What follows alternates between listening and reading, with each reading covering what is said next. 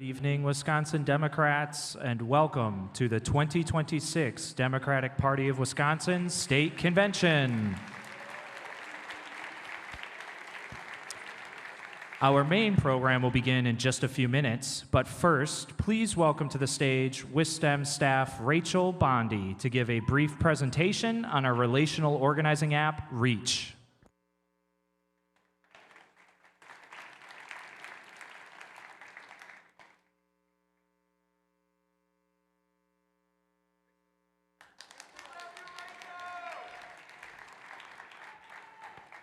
Hi, everyone. It is so wonderful to be here with so many Democratic activists committed to doing this work of building the long-term progressive fabric of Wisconsin. I am especially excited to be with you all here this weekend on the precipice of a Democratic trifecta for the first time in 16 years in this state. My name is Rachel Bondi. I am the Deputy Organizing Director for the WisDems covering the southeastern corner of the state. And today I want to take a few minutes to speak to you all about our relational organizing app, Reach. It's my personal favorite app, and I hope it'll become yours. And it's quickly becoming the organizing hub for successful progressive campaigns across the country. As someone from organizing, the most exciting part of my work is hearing about all of the great conversations that volunteers are having with voters on the doors, at protests, on the phones, and in digital spaces. It's really these investments in voters that will win us that blue trifecta in November. Now, we all know that people don't trust campaigns and the news as much as they used to. But voters do still trust their friends, family, neighbors, and community members that they meet in their daily life. You may have heard that Republicans are better at this type of friend-to-friend voter contact than we are, and that's unfortunately true. In fact, research shows that Republicans are currently far more likely to have conversations about politics with their personal networks than Democrats are. And we really need to close this gap in order to win in November and beyond. And Reach is the app that allows us to do this. Reach is an amazing tool that supports us in having organic conversations with voters anywhere. It allows us as activists to expand our capacity for direct voter contact well beyond the doors, so we can reach those voters that we need to take our candidates across the finish line this fall. So I'd love to do a quick show of hands here. Who in the crowd already has Reach downloaded on their phone? Okay, that's quite a few hands, amazing. It's not all of the hands in this room, so we definitely need to change that. We really need everybody to leave this room with the app downloaded and with a commitment to using it to connect with voters in your neighborhoods and counties. It will give you the tools to engage with voters and supporters to build our movement in these next really crucial months.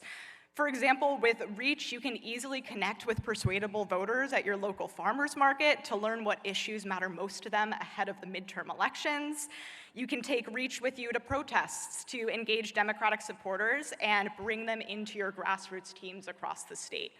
If you mainly have conversations with voters online, whether that's on social media or in group chats, Reach also has ready-to-share posts and messages about Wisconsin Democrats and the issues at stake this year.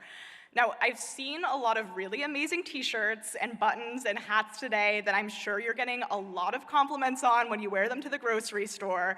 That's a great opportunity to connect with the voter in front of you and make sure they have a plan to vote for Democrats up and down the ticket this year. And also to invite them to your next county party meeting. Reach allows you to make all of these connections and to track the data to facilitate easy follow-up and long-term relationship building. Now, I've mentioned tracking data, and I want to highlight this point about Reach. I'm sure everyone in this room has at least one example of how they've connected with a voter or a potential volunteer this year. Everyone here is already doing a big piece of this work without Reach. But using Reach to record the results of those conversations that you're already having makes the hard work of campaigning so much more efficient and effective. For example, your sister might be on one of our canvassing lists this summer. If you speak to her regularly about the issues she cares about and who she's voting for in November, mark that down in Reach so we don't have to send a canvasser to her door. If you've been hearing from voters across your county that the cost of gas and groceries are hitting them and their families really hard, enter that information into their voter profiles on Reach. It will inform our messaging and allow the party to be responsive to voters all across this state. And if you have any questions at all about incorporating Reach into your organizing efforts this year, your local regional organizing director will be happy to help, and you can come find me and I can walk you through it. I want to take my last minute here reminding folks how close elections in Wisconsin really are. We all know that our statewide elections come down to around 3 votes per ward, and this upcoming election is going to come down to that same razor-thin margin. So please download Reach if you haven't already, and leave this room committed to using it to connect with those 3 voters in your neighborhood that will carry us across the finish line and to a blue trifecta this November. Thank you so much.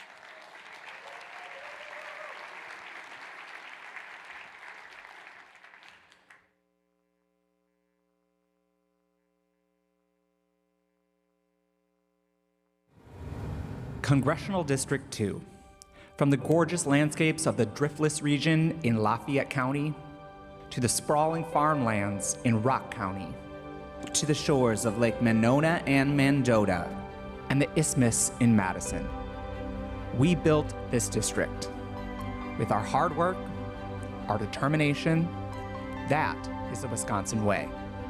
It's the same way we stand up to bullies. We know what's at stake. 2026 is the time we stand again and fight for our state and show the world what democracy looks like. We welcome you to Congressional District 2.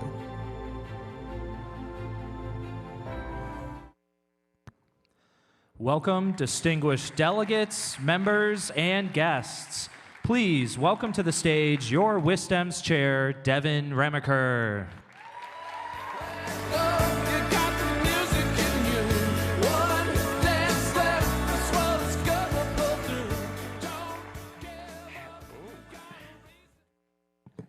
Good afternoon, good evening, Wisconsin Democrats, party leaders, elected officials, new members, returning members, guests, people that snuck in the back door, unless you're a Republican, get out. Welcome to the 77th convention of the Modern Democratic Party of Wisconsin.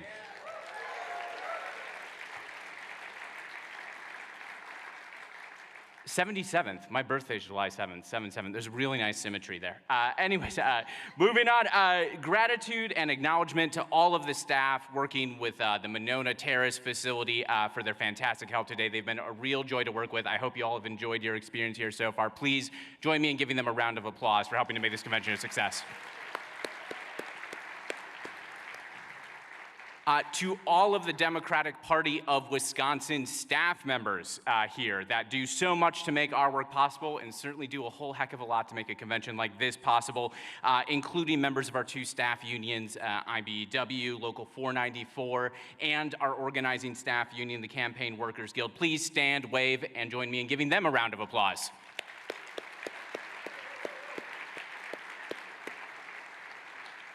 Speaking of labor, to all of those here tonight in the House of Labor, the essential and eternal partners of the Democratic Party here and across the country, please, union leaders, union members, current or retired, stand or wave and be recognized, and join me in giving them a round of applause as well.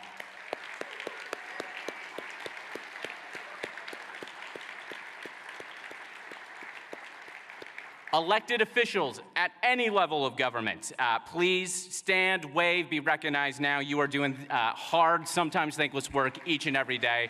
Please, all of our electeds, there we go.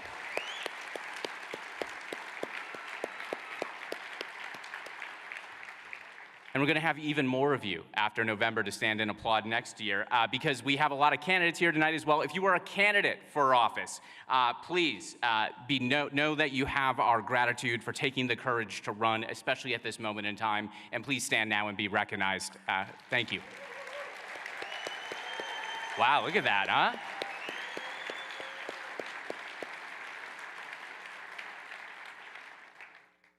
Last but certainly not least, if you are an elected county leader at any level, a county chair, treasurer, secretary, CD chair, please stand, be recognized, and get some gratitude.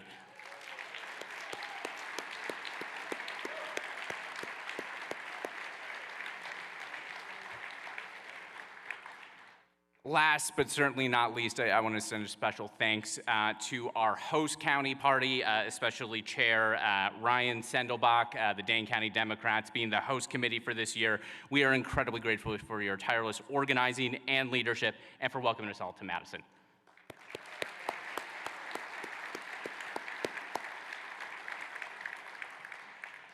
Lastly, I would like anyone who is at a convention for the first time to please stand up. I did this exercise earlier today, and I was honestly astonished. Look at this. Look around you. Look at this. Huh?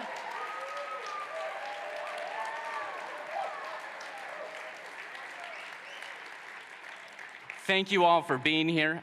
This, I think, clearly shows that there is so much energy in this moment, and I am so grateful for you taking the plunge, diving in. I hope your first convention's a great one. Because we're really family here, and we want everyone to know that they're valued, that they belong, and our tent is big enough for them. We have so much to do in our convention night. You're going to hear from a lot of people. You'll hear from even more tomorrow. But we have already had a great day of trainings behind us. We'll hear from more dynamite speakers, and you'll have a great evening in the hospitality suites. Pro tip for new convention attendees, hospitality suites. Make sure you avail yourselves of them. Check out, everyone's got a little gimmick, you know, but it's good. It's one of my favorite parts of convention, so don't skip that. Make sure you leave a little gas in the tank for after the speeches to check out the suites. And come back tomorrow morning. We'll have plenty of discussion, voting, and things to help our party grow stronger. So with that, let's make this a convention kickoff for an election season that I think is going to truly be historic. And for the first time ever, I get to do this. The 2026 convention of the Democratic Party of Wisconsin is officially called to order.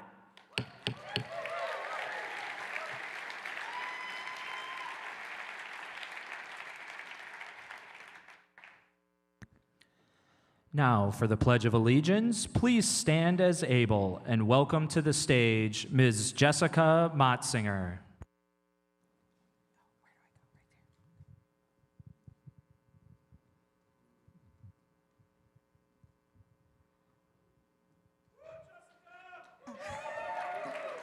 Thank you. Attention, if you're able, please rise and remove your covers.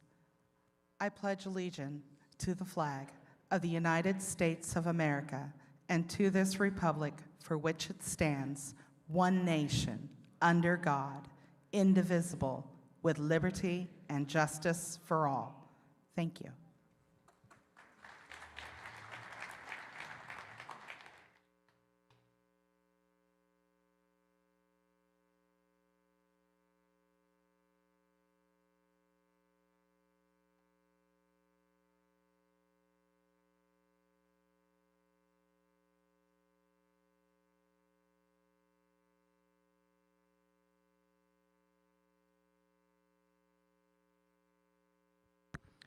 For the invocation, please welcome to the stage Reverend Jen Petrica Blesh of the Community of Hope Church.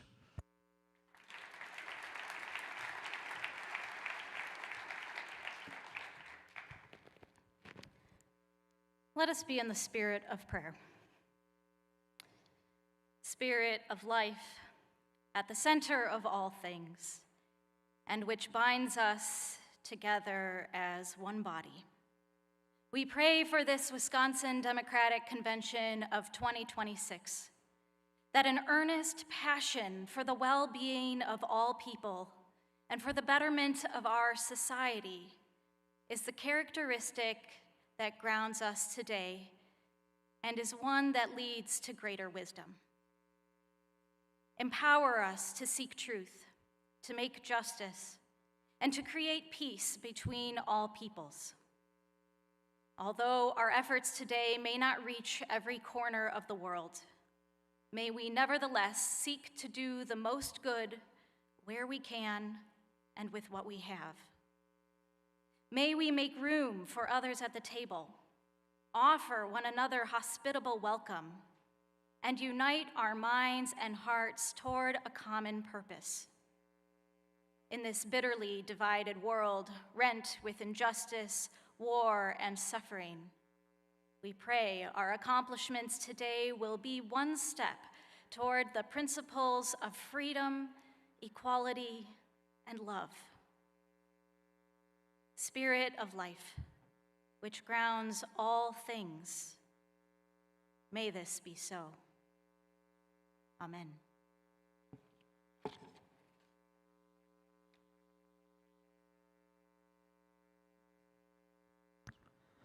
Please rise as able, and welcome to the stage Mr. Sam Petrica for our national anthem.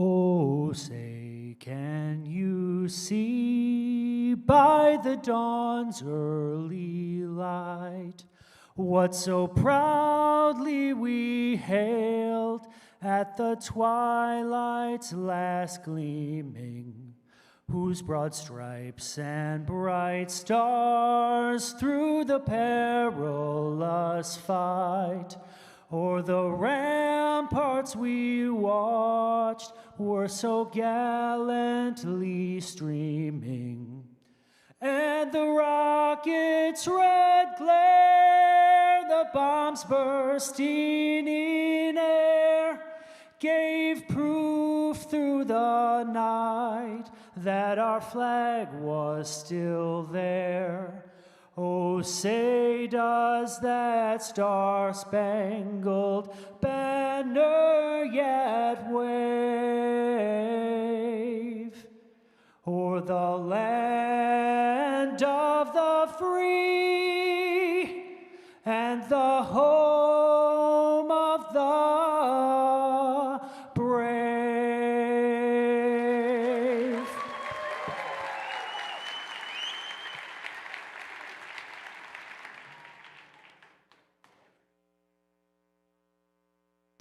And now, for the Credentials Committee report, please welcome to the stage Credentials Committee Chair Melissa Schrader.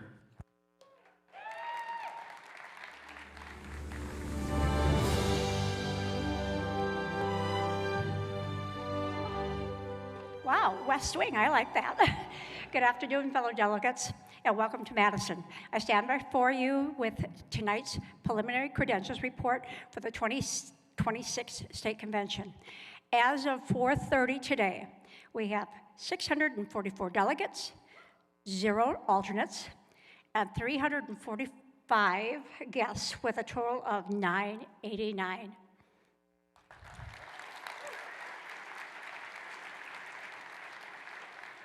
So close to, can't find 11 extra? Sorry. Okay. With that, I would accept a motion to accept the Preliminary Credentials Committee report. So moved by somebody, seconded by somebody. All those in favor? Terrific. Our first piece of business done. Thank you.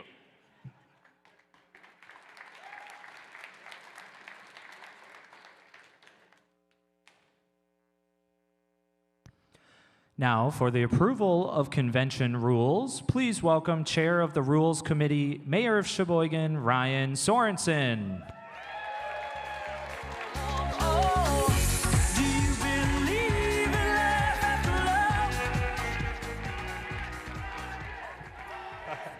Well, good evening, Democrats. How's everybody doing? Well, welcome to another wonderful convention. Want to give a Rules Committee update. The Rules Committee met on May 20th to update our rules and set them for this convention.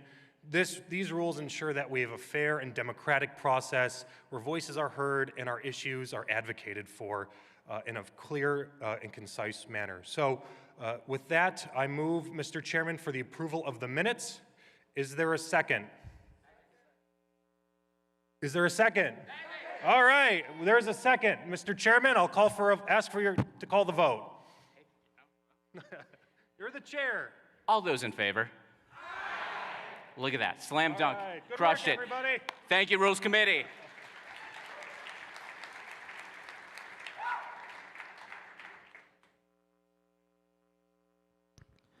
For the Secretary's report, please welcome to the stage the Secretary of the Democratic Party of Wisconsin, Kim Butler.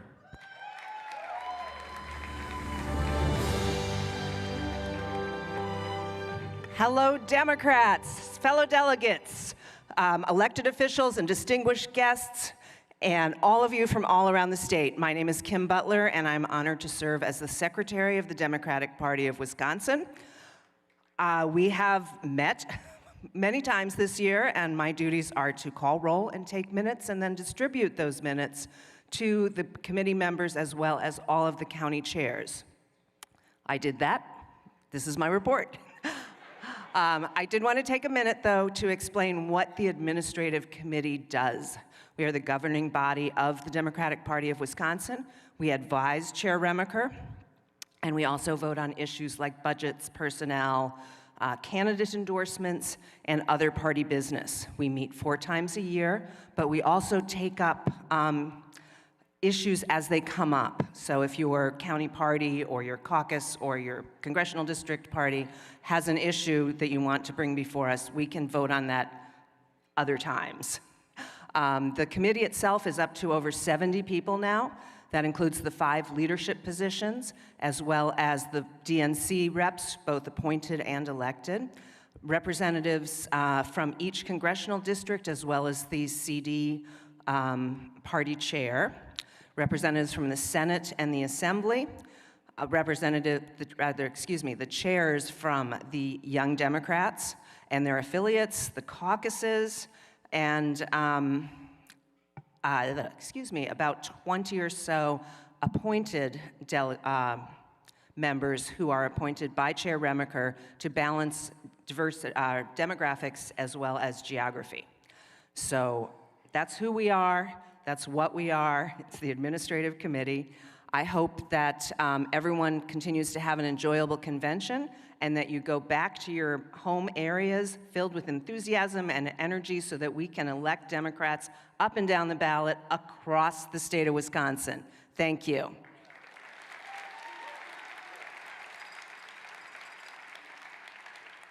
Now accept a motion to accept the report of the Secretary. Great motion. Second. All those in favor? We're on it tonight. We're crushing it. All right. Thank you.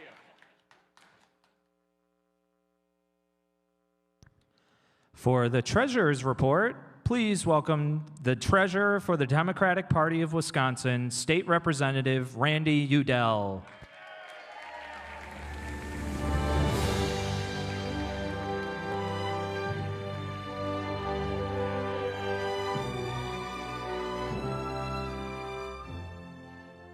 Good evening, convention delegates.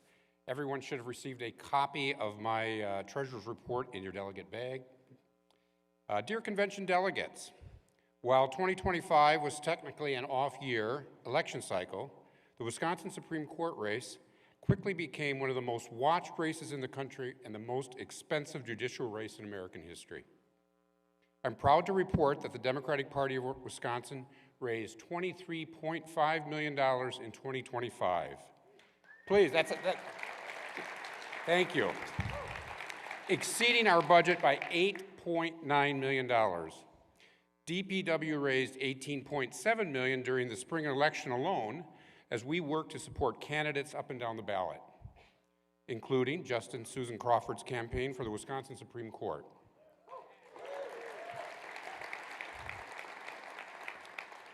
The race drew widespread national attention, along with the major outside spending by Elon Musk and conservative groups. That deserves a boo. That attention also brought increased support from both grassroots and national donors, which helped drive strong fundraising results for the party. DPW used those additional resources to make substantial investments across Wisconsin, including roughly $10 million supporting Justice Susan Crawford's campaign, $900,000 supporting Jill Underly's reelection to the state superintendent race, and more than $200,000 supporting down-ballot candidates across Wisconsin. DPW continue to outperform fundraising expectations through the rest of the year, raising an additional $4.8 million and exceeding projections by $1.2 million.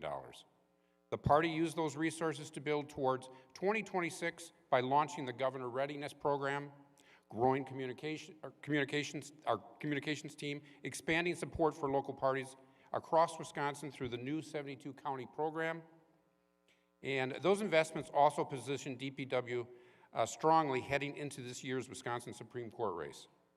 DPW made targeted investments throughout the spring election, and Justice-elect Chris Taylor ultimately secured a decisive 20-point victory in a race that saw lower spending than previous Supreme Court cycles.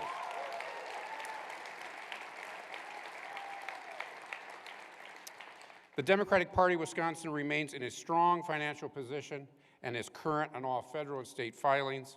DPW closed 2025 with a $1.5 million cash on hand and is well positioned heading into the 2026 primary and the fall general election. That concludes my treasurer's report. Thank you, and have a great time this convention. Thank you.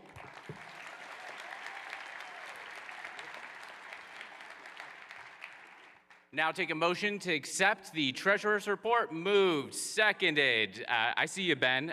Also, when we're talking about the treasurer's report, credit to our chair emeritus, Ben Wickler, who's rejoined us tonight. Wave. There we go. All right, we got to move. We got a second. And do we have the ayes in the House? All right, there we go. Taking care of business. On to the next one.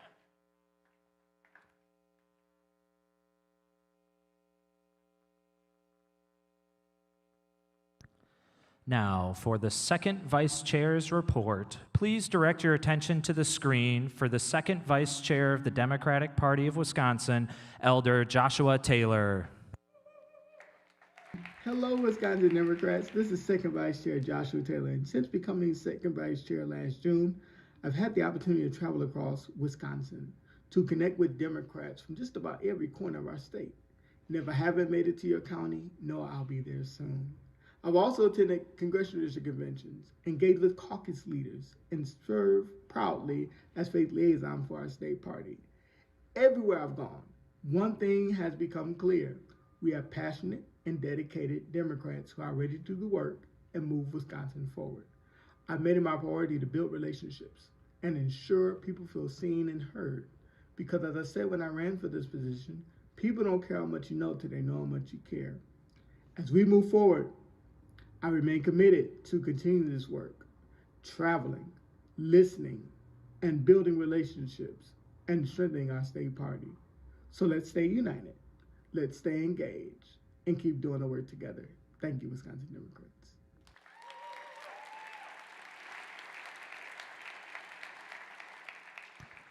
For the first vice chair report, please welcome to the stage the first vice chair of the Democratic Party of Wisconsin and our Secretary of State, Sarah Godlewski.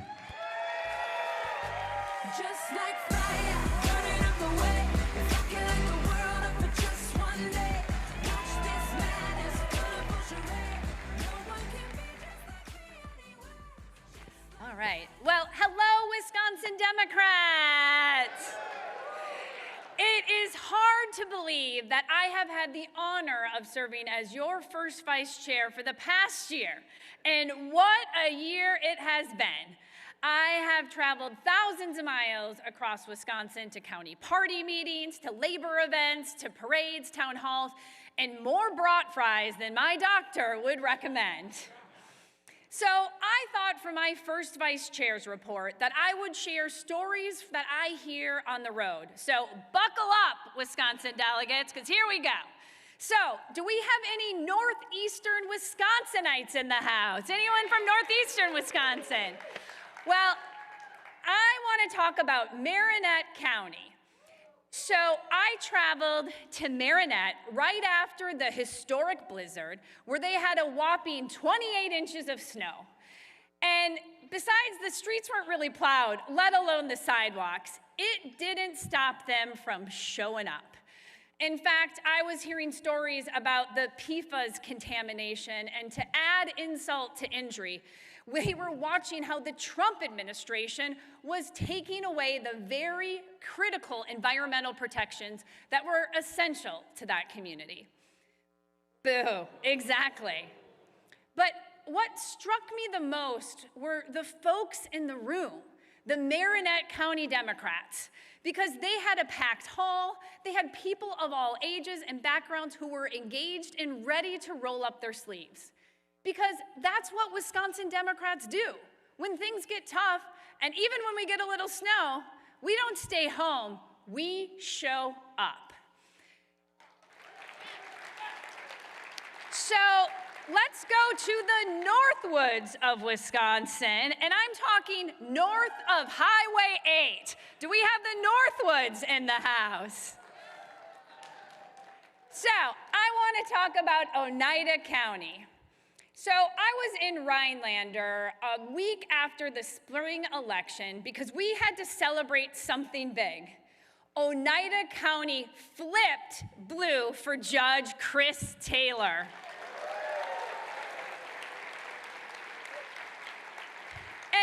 And that's no easy feat, folks, because that is Tom Tiffany's backyard.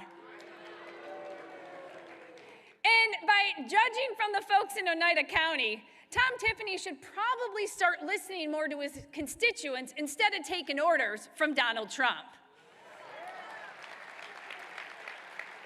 But here's what gave me hope, was the volunteers and the local leaders who made that flip happen. Because counties don't flip on their own, people do. And Oneida County built something and it worked. So now we're going to move to South Central Wisconsin. Do we have South Central Wisconsinites in the house?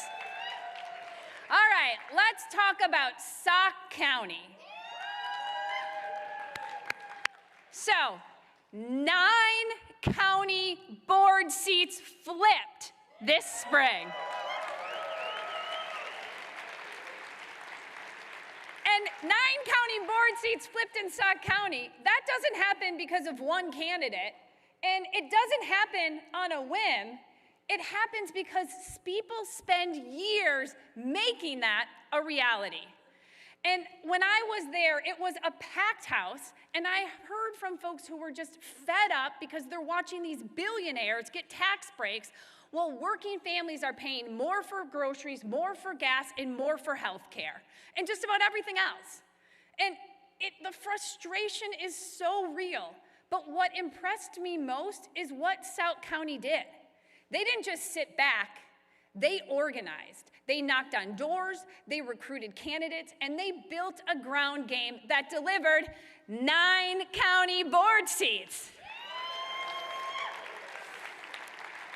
And that's what happens when a county is fired up and ready to go.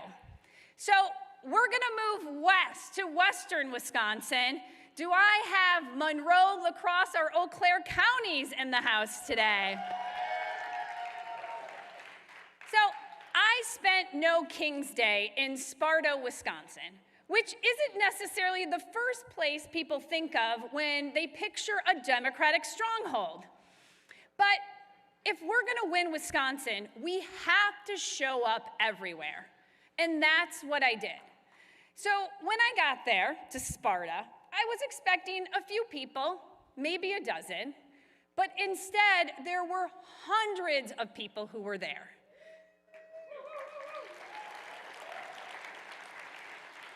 And these hundreds of people in Sparta were standing up and speaking out and making their voices heard.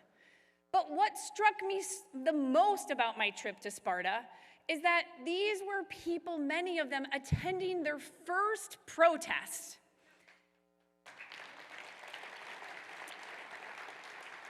And when I talked to them, some were nervous about coming. Some were even worried about what their neighbors would think if they saw them. But when they showed up, they realized something really important, that they weren't alone. And by judging from all the honks driving by, they found a lot more community than they expected.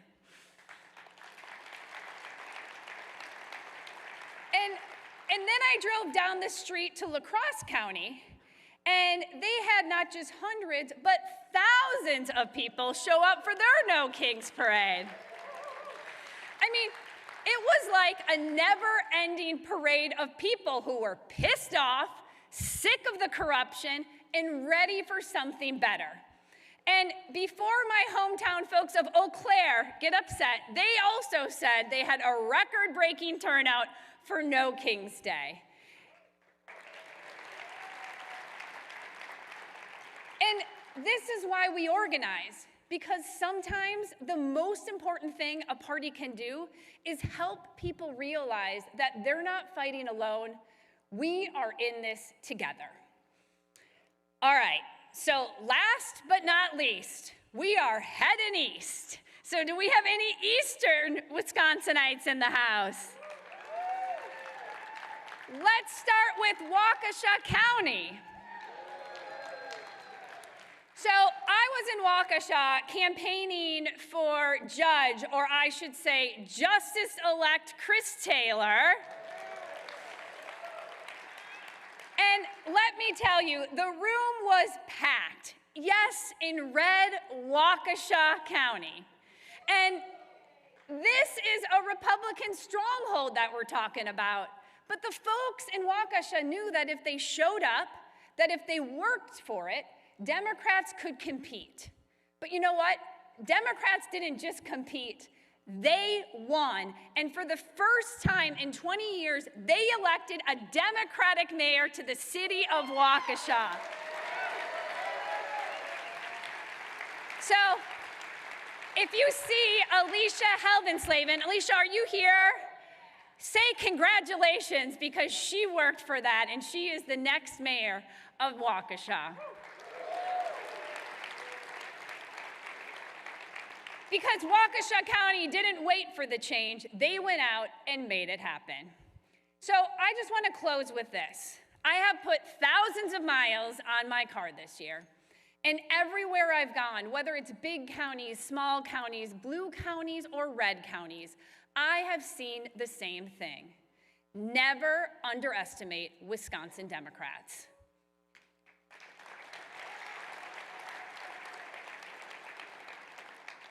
Because when we organize, we win. When we show up, we win. And when we do it together, there is nothing we can't accomplish. So the future of Wisconsin is being written by you. So are you ready, Wisconsin Democrats? Let's do this. Thank you so much.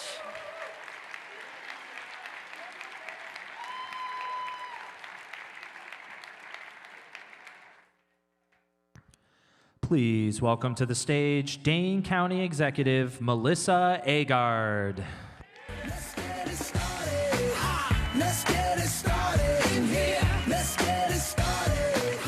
Let's get it started in here. Good evening, Wisconsin Democrats. Who's fired up? I know I am. I am Melissa Agard, and I am proud to be the county executive here in Dane County. And I am thrilled to be able to share the space with all of you fabulous people. Dane County isn't just home to me. It's the home of our state capital. It's the center of our amazing university systems. It's 60 different municipalities. Dane County is a cross-section of the state of Wisconsin. And I am so honored to welcome you all here, whether it is that you're enjoying our urban areas, our agriculture areas, our amazing county parks, and maybe some of you enjoyed our farmers market earlier today. I want to make sure that we take time to welcome advocates, organizers, elected officials, candidates, volunteers, labor leaders, grassroots champions, and those that believe in democracy to Dane County, the beating heart of the state of Wisconsin. And most of all, I want to welcome the ordinary people that believe that democracy is a verb. It is something that we do with one another. It is not something that happens by itself. We are here because it is worth fighting for. We are here not just to gather, not just to celebrate, but to organize. We are here to energize one another, and gosh darn it, we're here to win.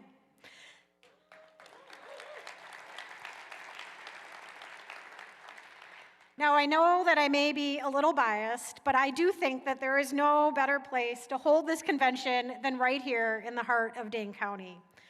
This is a community that believes in what is possible because people come together and do great things. It's a community that comes together and knows that our strength comes from showing up for one another wherever it is that we live in the state of Wisconsin. We have built our foundation on a government that knows that government needs to work for the people. And here in Dane County, I'm going to share a few things that we believe in. We believe in our kids and strong public schools and our amazing teachers. We believe in accessible health care. Shout out to SEIU and those nurses at St. Mary's. We believe in safe neighborhoods, places our kids can go out and play. We believe in clean air and clean water, as you can see right outside of the amazing windows. We believe in economic opportunity and the fundamental rights and equity and equality for every single person in our state. But folks, those aren't unique Dane County values. They're Wisconsin values. And that's what brings us all together. That's why we're here on this beautiful day, celebrating with one another, organizing, and lifting one another up. As Democrats, we know that progress doesn't happen by accident. It happens because people show up. They put their backs into it. They ask tough questions, they hold each other accountable, and they continue to believe and dream in what is possible for today and tomorrow.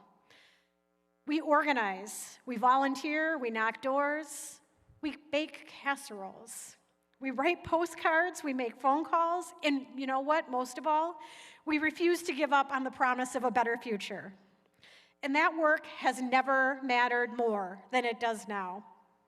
At a moment when the man who shall not be named is attacking the very institution of democracy that we all care so much about, undermining the rule of law, inciting division, encouraging violence, we as Democrats have a responsibility to offer and highlight something very different.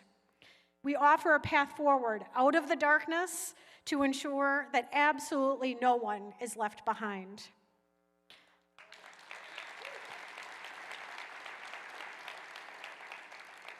Now, folks, Republicans want nothing more than us to fight with one another. They tell people that government can never work while watching democracy gasp for its last breath with their hands around its neck. They say that democracy only matters when they win. And that's not leadership. That's bullying, and that's cowardice. The challenges that face all of us are real. They face us at our kitchen tables and the gas pumps and the grocery stores. But so is our power. Our power is immense. And we are going to out-organize and outwork people because that is what is on the line. Our party is one of hope, one built on dreams, optimism, and the power of what is possible. We are the power that fights back at every single turn. And I know that Wisconsin Democrats are ready to lead into this fight. November is going to be really exciting for all of us. So this weekend, as we gather, let's celebrate our accomplishments and learn from one another and share our ideas and build relationships. But also, more than anything, let's prepare for the work that is ahead of us between now and November. And I encourage you all to go out and get some amazing walking shoes because your feet will be your best asset as we navigate through this. And let's remember why we do this work. We need to root ourselves in the work that we are doing. We're doing it for the family that cannot make ends meet. We're doing it for the students who worry that dreaming about their future is just that, a dream. We're doing it for the workers who are seeking economic security and stability. And we're doing it for seniors that deserve the dignity and care after they put in their own hard work. And most of all, we do this because Wisconsin's best days are ahead of us. I want to thank you all for being here. I want to welcome you to Dane County, and I value and appreciate and see the leadership that you are putting forward every single day. Your commitment and shared values to the people of Wisconsin, regardless of where it is that they live or what their dreams are, is what it is that unites us. Welcome to Dane County, folks. Have a fantastic convention. Thank you.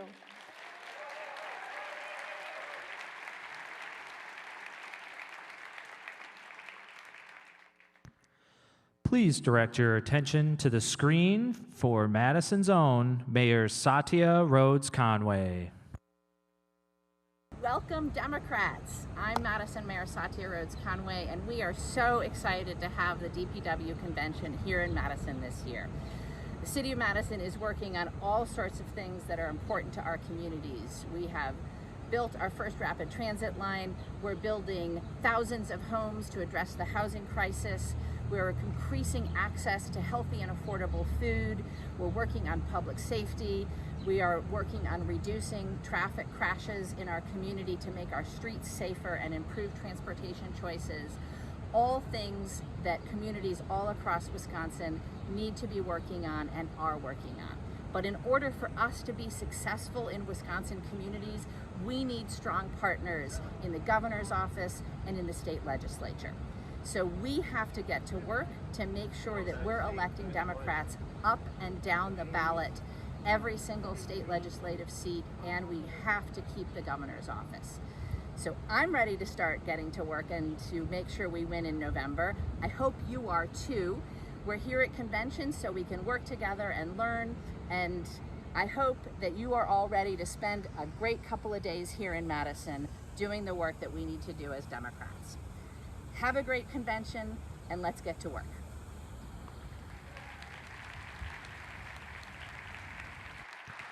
Now, for the DNC report, please welcome to the stage the Secretary of the Democratic National Committee, Jason Ray.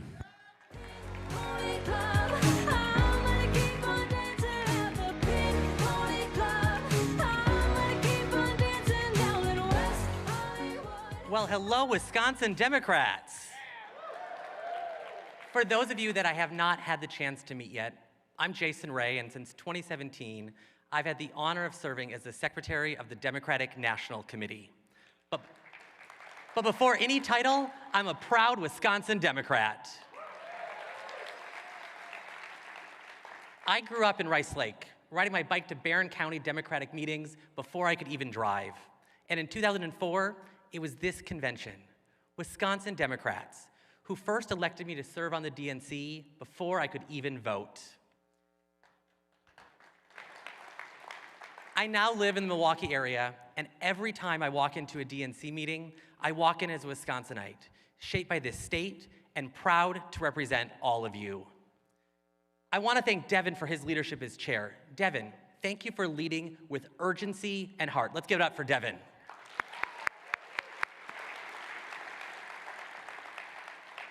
Now, let's be clear about the moment we're in. Donald Trump and Republicans are not just wrong on policy. They're hurting people. They're making life more expensive. They're attacking our rights. They're undermining our democracy. But Wisconsin Democrats know something about tough fights. We know how to organize when the odds are hard. We know how to win statewide races the whole country is watching. We know how to knock the doors, make the calls, and have the conversations. And that's where the DNC comes in, not as a substitute for the work happening, but as a partner helping to strengthen it. And folks, let me tell you this, Democrats have real momentum right now. Since Trump took office, Democrats have won or overperformed in nearly 90% of key elections. Democrats have flipped 30 state legislative seats, while Republicans have flipped 0. That does not happen by accident. It happens when we compete everywhere. It happens when we invest early. It happens when we believe that no community is too red, too rural, or too tough to organize. When we organize everywhere, we can win anywhere. That's why the DNC is providing more than $1 million every month to state parties across this country. Because we don't build power by showing up only at the end. We build power by organizing year-round. That means voter registration through efforts like the DNC's When We Count Fellowship, training hundreds of organizers to register tens of thousands of new voters in key districts. We give a round of applause to that. It means training the next generation of campaign staff through programs like the DNC's Next Wave, so that campaigns have the talent they need to win in 2026 and beyond. It means our local listeners program, because we can't just talk at voters. We have to listen, understand what they're worried about, and earn back their trust. It means the DNC playbook, giving campaigns and state parties practical tools, best practices, and new strategies that they can adapt to their own communities. And yes, the DNC is doing that work nationally. But national strategy only matters if it helps us win where the stakes are high. And my friends, the stakes are high here in Wisconsin. Now, we have a primary ahead of us, and we have strong candidates. We'll make our choice, and then we will come together as a party. No matter who emerges, our job is the same. Elect Democrats up and down the ballot who will protect our rights, defend our freedoms, lower costs for working families, stand with workers, protect our schools, and fight for every community in this state. That is who we are. But none of that happens without you. Campaigns don't win because of Washington. Campaigns win because of people like you. They win because county parties keep showing up. They win because volunteers are willing to make one more call and knock on one more door. They win because Wisconsin Democrats refuse to give up. Let's keep fighting, let's keep organizing, and let's remind the country once again that Wisconsin does not sit on the sidelines. Wisconsin leads. Thank you, Wisconsin Democrats.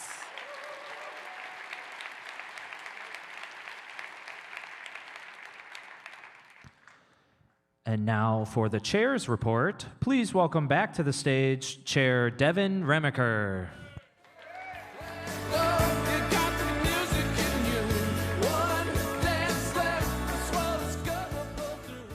Me again. Hope everyone's having a good time so far. Hope the ice cream, or soft serve, excuse me. Hope the soft serve settled in from the governor's suite. I really think that conventions are great. I've been coming to them since 2013. That was the first day convention I attended. Each one is special, unique, but I really love being able to meet new people everywhere. I hope you all avail yourselves of that very wonderful opportunity we have. But at the same time, there are very serious stakes, and we have very real challenges facing our state and our country. And to me, it is about the fact that the American dream does not sustain itself. Every single generation must fight for it. Against the forces that would rather it remain a promise than a reality. Against the billionaires, or I should correct myself, we even have a trillionaire now, who believe the dream. You can boo that one, yeah. Don't worry, we already beat its butt. Who believe the dream only belongs to them, and those they choose to allow to experience it. And I think FDR really understood this when he stood before a broken country in 1933, when factories were shuttered, families had lost everything, and a government had turned its back on the people it was supposed to serve. He didn't just offer thoughts or prayers or another tax cut to the wealthiest in the nation. He offered a new deal.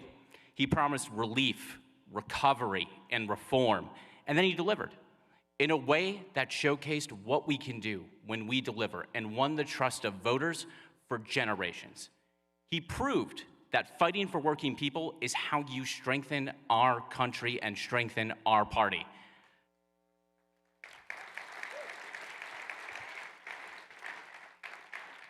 But today we face a slightly different kind of broken. Tariff taxes driving up the cost of groceries for working families. Healthcare stripped from the people who already cannot afford to lose it most. And yes, Trump's war of choice with Iran driving up the price of gas and costing the lives of American men and women in our military. Working people are losing while America has the world's first trillionaire who is all but guaranteed to be paying less in income taxes like he already has in the average Wisconsin household. The American dream is being snatched away from us, but the people in this room are the ones who will take it back.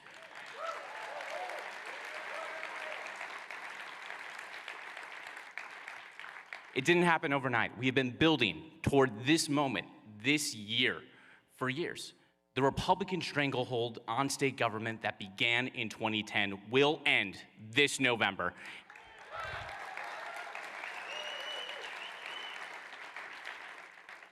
In 2018, we ended Scott Walker's reign by electing Governor Tony Evers.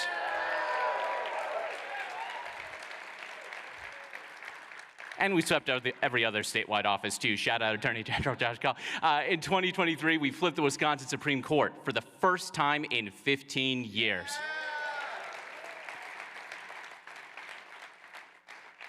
In 2025, we defended that majority from an unprecedented attack by the wealthiest man in the world, humiliated him so badly, so completely, he was forced out of the White House. I guess there's some things money can't buy.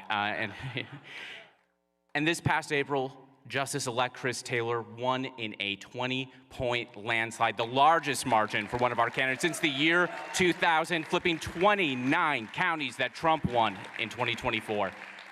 We have laid the foundation for success, but November 3rd is when we will build the House. We have the opportunity to re-elect a Democratic governor to succeed Governor Tony Evers, re-elect Attorney General Josh Call to continue to be a bulwark against the trespasses of this unchecked administration. We can flip the state Senate and help make Dianne Hasselbein the Senate Majority Leader.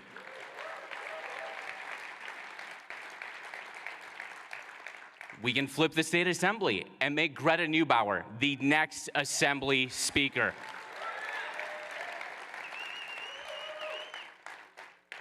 And listen, if a trifecta in Wisconsin wasn't enough, we have a cherry on top. We can help mint a majority in the U.S. House of Representatives by taking on Republicans that have enabled Trump's agenda, like Derek Van Orden, Brian Stile, Glenn Grothman, Scott Fitzgerald, Tony Weed, and whoever replaces Tom Tiffany, maybe Sean Duffy's son-in-law. I don't know. We'll see how that goes. Just take a moment to look at our field for governor, because I think it's a great example of where our party is succeeding right now. We have 7 Democrats, 7's a lucky number for me, making their case to you, the voters, and competing on ideas, on vision, on who can best lead this state forward. And come August 11th, Democrats across the state, and I think we'll have a lot of independents too, will choose our nominee. And whoever that nominee is will have earned it. They will have worked hard. They will not have just had a Truth Social tweet that went out from Donald Trump that anointed them the nominee, like on the Republican side with Tom Tiffany. That is really what a healthy party looks like. That is what a party with new ideas, energy, and leadership looks like.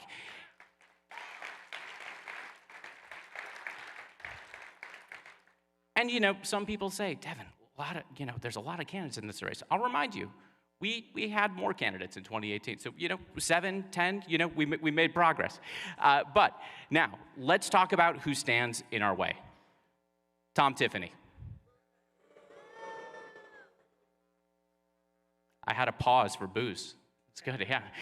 Before joining Congress, he spent his entire time in the Wisconsin state legislature answering to exactly one constituent and one constituent alone, Scott Walker. Now, Tom Tiffany has spent his entire career in Congress answering to exactly one constituent. How funny is that? Donald Trump. When Wisconsin farmers got crushed by Trump's tariff taxes, who voted yes? Tom Tiffany. When House Republicans pushed legislation that would kick nearly 275,000 Wisconsinites off their health insurance to hand tax cuts to the richest in the country, who voted to sell us out? When they cut food assistance for children, the elderly, for veterans, guess who voted yes? Tariff Tom Tiffany has raised the cost of living and made life more unaffordable, one yes vote at a time. And now he wants to be your governor. And I know he's up there on TV, he's running ads, trying to hide his true record, throwing up some smoke and mirrors about his, upbringing and his fondness for old fashions. It's Hallmark, it's very Hallmark, I give it that. But here's the thing, you can't spend your entire career voting to shiv Wisconsin families in the kidneys time and time again, and then come home for the holidays like it's a Hallmark special and pretend it never happened. Here is what Tom Tiffany cannot hide.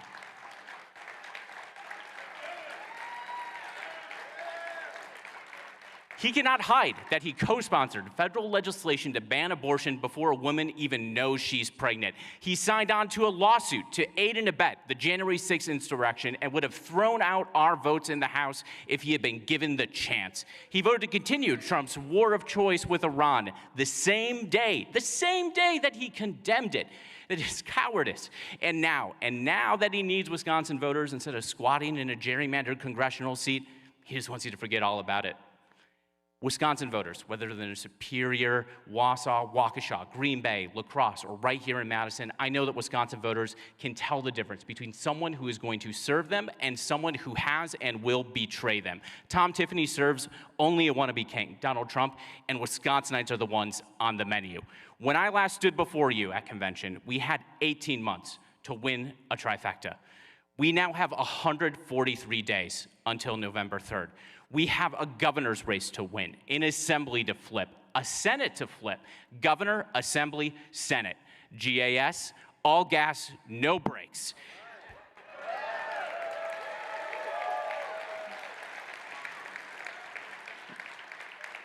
We have an American dream to save for working families, for farmers, for every Wisconsinite who has seen their government work against them instead of for them. The people in this room built this party.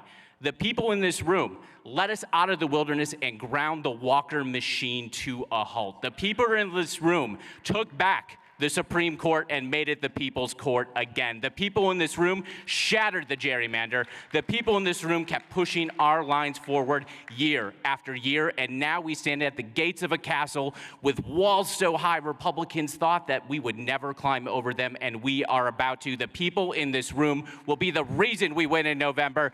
This is what we do. We take on big fights, and we win. All gas, no brakes. Let's get it done. Thank you.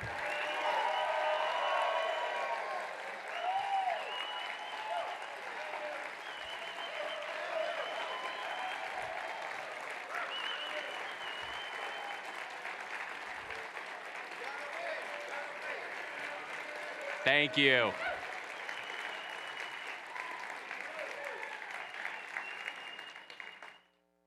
Now, I'll profess, I'm a bit of a nerd, and there's one thing that I've always wanted to do, which is rip off Steve Jobs a little bit. He always used to do this thing where he'd be like, and there's one more thing.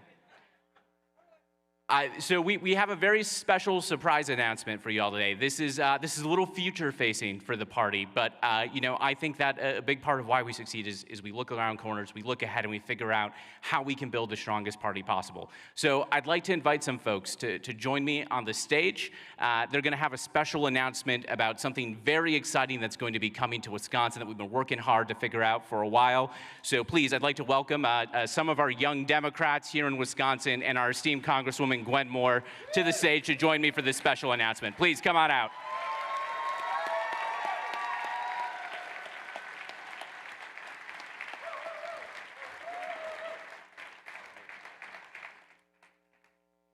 Awesome. Thank you, Chair Remacher. Good evening, Wisconsin Democrats. My name is Jake Williams. I am the state chairman of the Young Democrats of Wisconsin. I'm the proud son of a union nurse, and I am the product of public education.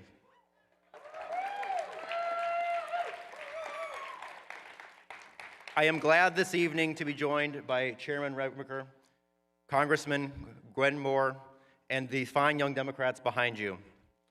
On our 10th anniversary at this convention, It is an honor to announce to you, the delegates of the Democratic Party of Wisconsin, that Wisconsin has been slated to host the 2027 Young Democrats of America National Convention.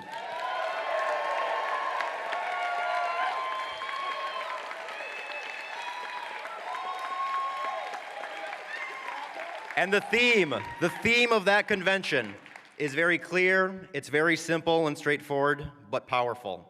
Our state motto, forward.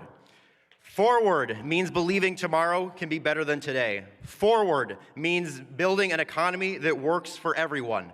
Forward means making housing, healthcare, and education more affordable. And forward also means this: meeting the challenges of tomorrow, today, with courage instead of fear. This convention will not just be another gathering. It will be a launching point on the road to 2028, where young Democrats from across the country will come to Wisconsin and shape the future of our country and what comes next. And yes, next summer, all eyes will be on Wisconsin, because both the Young Democrats of America and Young Republican National Federations will have their 2027 conventions in our state. I know, right? It will showcase for the world the struggle for the future of our state and a battle for the soul of our nation. Because what we know here in Wisconsin is that what we do here does not stay in Wisconsin. It will ripple across the country. As Wisconsin goes, as goes the nation. In 2027, we are not going to look backwards. We are going to look forward. Thank you, Democrats.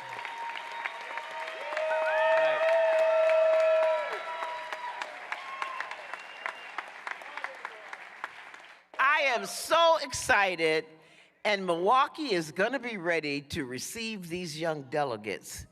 You know, what I say to young people all the time is that if you reach puberty and you don't care about something, something's wrong with you. Because there's always something wrong.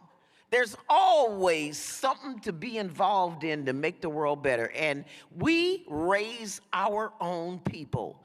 And this is going to give us an opportunity to make sure that we raise, you know, John Lewis, all these people were kids when they started organizing. I was 15 and 16 when I was protesting and walking out of school.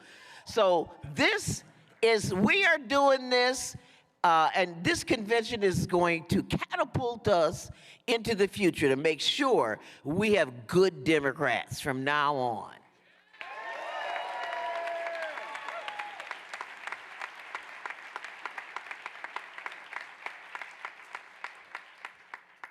I just want to say this has been the culmination of a lot of hard work, and it couldn't have been done by the elected officials from Tony Evers, Tammy Baldwin, the mayor, and a number of others who have signed letters of support and who have been a part of this project. So often, it's been reassuring that this hasn't just been a Young Dem effort, but this has really been a state effort.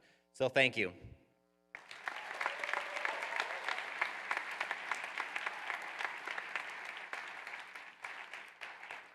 Well, and thank you to Jake Williams, who does a fantastic job of leading the Young Democrats here in Wisconsin. We are a model for the nation in many ways, and he shows it in his work as well. So with that, we will move on with the program. Thank you all very much.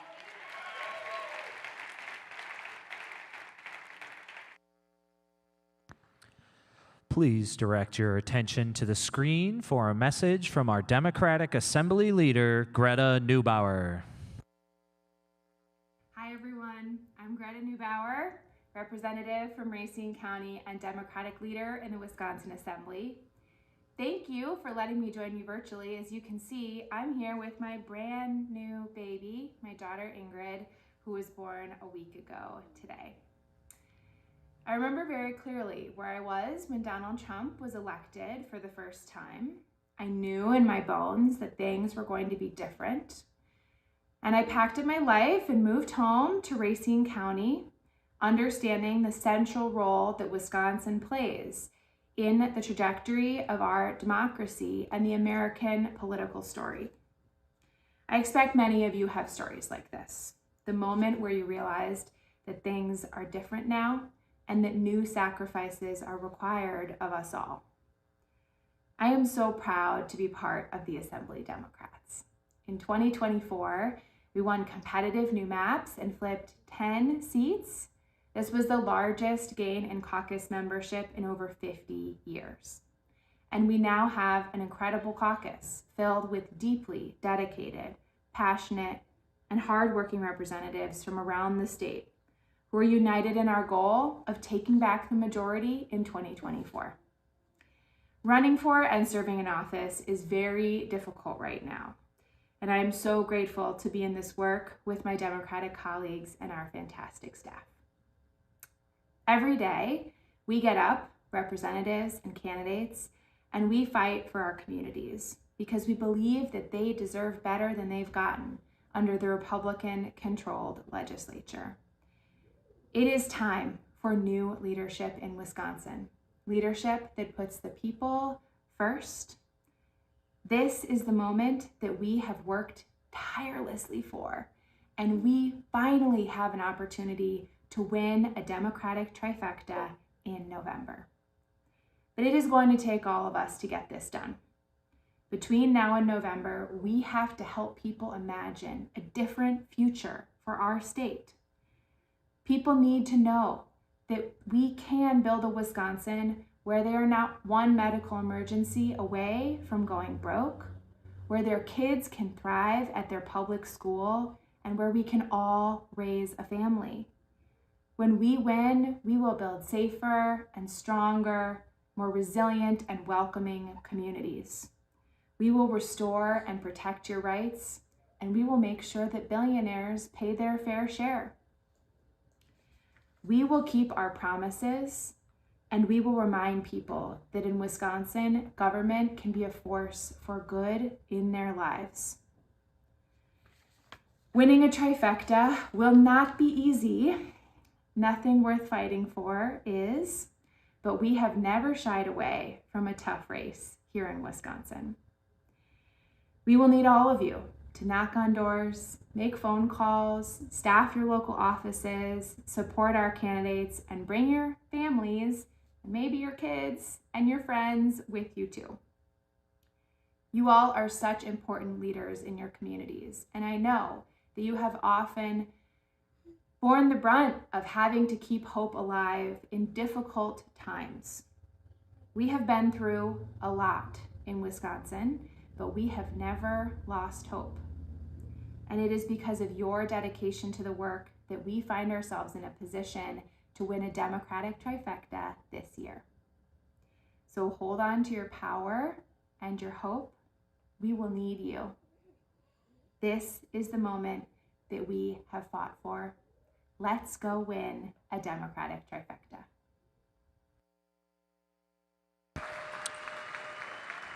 Now, please welcome to the stage Democratic State Senate Leader Diane Hesselbein. 1, 2, 3, 4, 5, 6, 7, 8, Schlemiel, Schlemazel, Hassenbeff Incorporated. We're gonna do it. Give us any chance we'll take. Thank you so much. Hello, Wisconsin Democrats. It is great to be with all of you today. I'm Diane Hesselbein, and I am proud to represent the people in the 27th Senate District and to serve as your Democratic leader in the state Senate. I have one question ready for all of you. Are you ready to win in November? Come on, are you ready to win in November? Absolutely, that's exactly what I wanted to hear. It is go time, folks.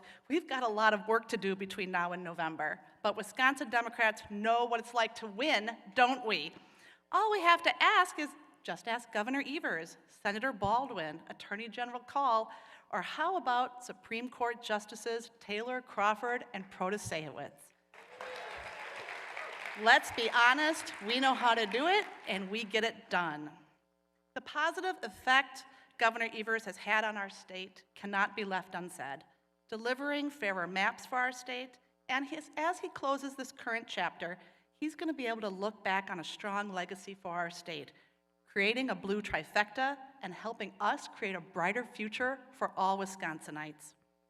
2 years ago, I stood before you and I said we're 2 elections away from winning a Senate majority, and my gosh, we are here. 2 years ago, we had 5 targeted races to win.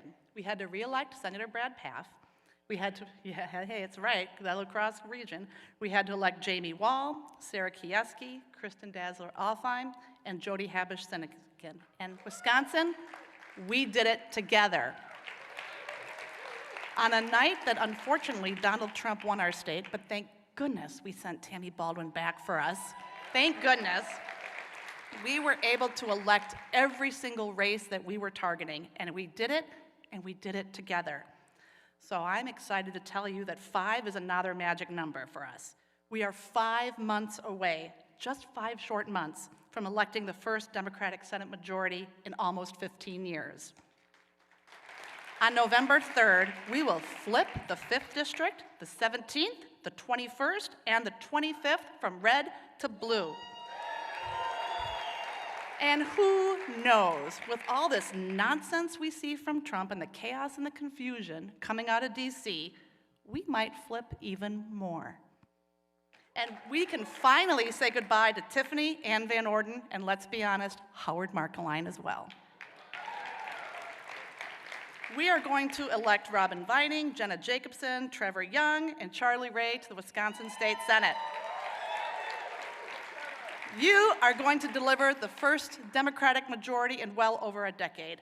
And it's going to be a Democratic majority inspired and prepared to end the failures of Republican legislators, reverse damaging policies, and build a stronger Wisconsin for all of us. To be clear, we are the majority, and we understand what needs to be done, and we are going to do it. We're going to make sure our young families can afford the child care they need. We'll make sure our families, neighbors, friends, and ourselves, we can afford medical care without the risk of bankruptcy. We'll ensure our kids, grandkids, nieces, nephews, and neighbors have the best teachers, the best schools, and the limitless future that they dream of. And importantly, we will make sure every hardworking man and woman who calls Wisconsin home can afford a home. And now remember, this isn't rocket science. This is not pie in the sky. These are real common sense and attainable goals that Republicans in this state have not only ignored, but made it harder for all of us to achieve. Republicans have no desire to stand up for the people in this state, and they have damn well demonstrated they don't have a plan, and they don't have one now. Senate Democrats have a plan. Our candidates have a plan. We have bills ready to vote on right now that Republicans have killed at every turn. And I know you're tired of it. Senate Democrats are tired of it. Wisconsin residents are tired of it. But we are ready to clean up the mess that the Republicans made in Madison. And that's why we're working so hard together to vote the bums out and create a proactive government our state deserves and needs. Just like the song that I walked on the stage of, we're going to do it our way. Let's work hard and let's go win this thing. Senate Democrats are ready to lead with you. Thank you so much. Solidarity Wisconsin. Thank you so much.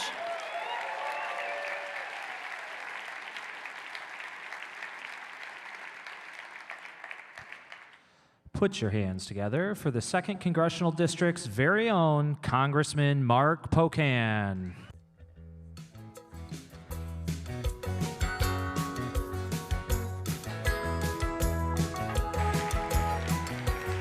Hello, Wisconsin Democrats.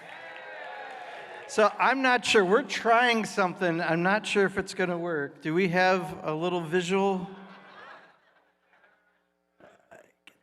Oh, there it is. This is my tribute to Governor Evers. So we're going to try a little magic trick. All right, so here's what I need you to do. Just any Tony, just focus on one. Pick one. You're all probably going to have a different one. But pick a Tony, and you're going to start from there. I'm going to ask you from, if you pick this Tony and I tell you to move to the red Tony, then you're just going to go to there, and we're going to do that a couple times, all right?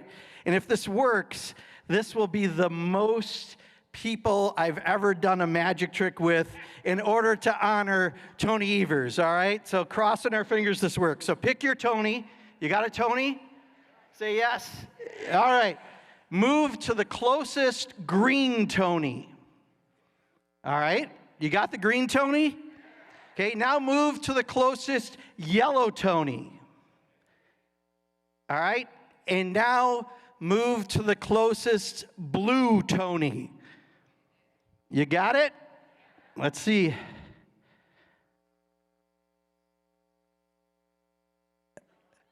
Did we get it right? Applaud if we did. All right. Whew. Yeah, that's why I'm keeping my day gig, don't worry. But so look, Tony Evers has been a great governor for all of us, and I just wanted to do that to honor him. You know, he and Kathy are truly quintessential Wisconsin in every way. They are amazing public servants, and I think once again, let's just thank Tony and Kathy for 50 years of public service. And you know, where Governor Evers has worked to make people's lives better, there's other executive branch elected officials that do the opposite, especially at the federal level. Yes, I'm talking about Donald Trump. Look, he's no Tony Evers. He's not even Tony Soprano, although he wishes he could be. But let me tell you about Donald Trump in one sentence. Donald Trump is a reality TV starring, multiple bankruptcy earning, 34-time felony receiving, healthcare cutting, food assistance stealing, tariff taxing, narcissistic monument building, 8-country bombing while Nobel Peace Prize begging, daytime sleeping, orange makeup wearing, body decaying, tantrum displaying, billionaire tax cutting, gas price raising, ICE enabling, Epstein file hiding, and sex offender protecting, insurrectionist funding, renewable energy killing, East Wing destructing, family farm hurting, LGBTQ plus inflaming, racist enabling, grifter in chief. Whew. And I gotta be honest, I cut that a little short. If you wanna know what I really think, just catch me later. So these are some tough times for those of us who deeply care about our country and are concerned for our democracy when someone like Donald Trump is in charge. But Trump isn't doing this alone. A compliant, sycophantic Congress follows his every move. And everything I just said about Donald Trump goes for Derek Van Orden, Brian Stile, and Tom Tiffany. They've all voted for everything the president has asked for, almost without exception. Tom Tiffany voted to cut health care for 11 million people and raise the rates for all the rest of us. And so did Stile and Van Orden. Tom Tiffany voted to cut food assistance for kids, the #1 program that keeps kids out of poverty. And so did Stile and Van Orden. Tom Tiffany voted to protect the Epstein class by refusing for months and months to release the Epstein files until it was inevitable. And so did Stile and Van Orden. Tom Tiffany voted to keep the war in Iran going, keeping our gas prices high and hurting farmers. And so did Stile and Van Orden. Tom Tiffany voted to let Donald Trump keep throwing tariff taxes around like how a monkey throws its dung at the zoo. You never know where it's going to land, but it's going to be messy to clean up. That's how Stile and Van Orden supported those tariffs as well. Tom Tiffany voted to cancel renewable energy projects, raising our utility rates and costing up jobs. So did Stile and Van Orden. And Tom Tiffany voted to add trillions to our national debt to give Elon Musk, Tiffany's donors, and those who can afford to belong to Mar-a-Lago a giant tax cut. And so did Stile and Van Orden. And go ahead, finish.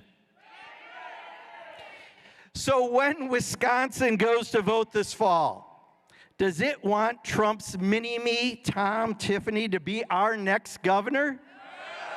Hell no. Does Western Wisconsin's 3rd Congressional District want all of Trump's worst qualities rolled up into one insurrectionist, Derek Van Orden, to get reelected to Congress this fall? Hell no. And does Southeastern Wisconsin's 1st District want Trump's always silent but always benignly conservative partner, Brian Stile, to represent Wisconsin in D.C.? Hell no. Putting Tom Tiffany in charge of Wisconsin would be like putting Kid Rock in charge of the symphony. Or the Coldplay Cam couple, remember them? Putting them in charge of marital fidelity programs. How about Snoop Dogg in charge of smoking cessation programs? That's Tom Tiffany. We need Democrats across the state to stand up to Trump and his sycophants who are running for Congress. And I know in November we can do that. The Republicans say that the federal government is broken and it doesn't work for the average American. Now, apparently, they're going to spend the next 4 years proving they're right. Republicans, this fall everything is at stake. The Wisconsin legislature is up for grabs. The several congressional districts are up for grabs.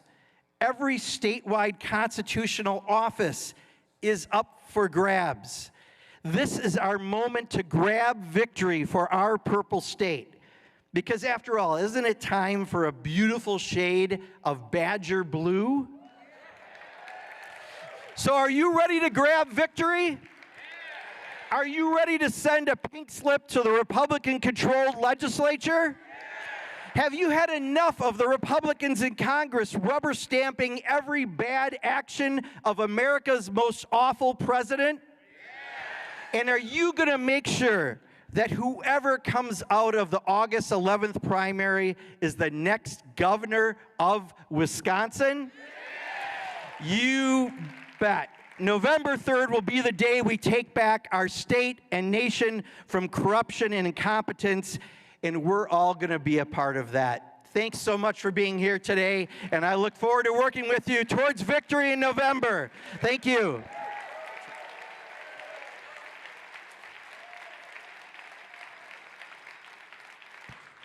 And now, please welcome back to the stage Congresswoman Gwen Moore.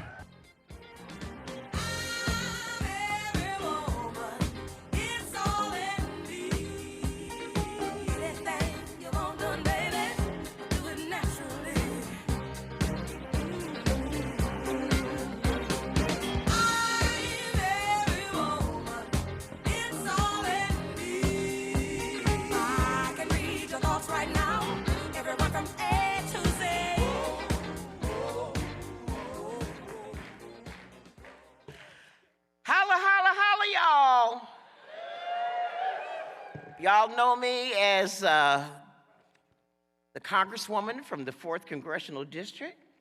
That's the honor that I have, but a whole lot of people know me as Gwenny on the block.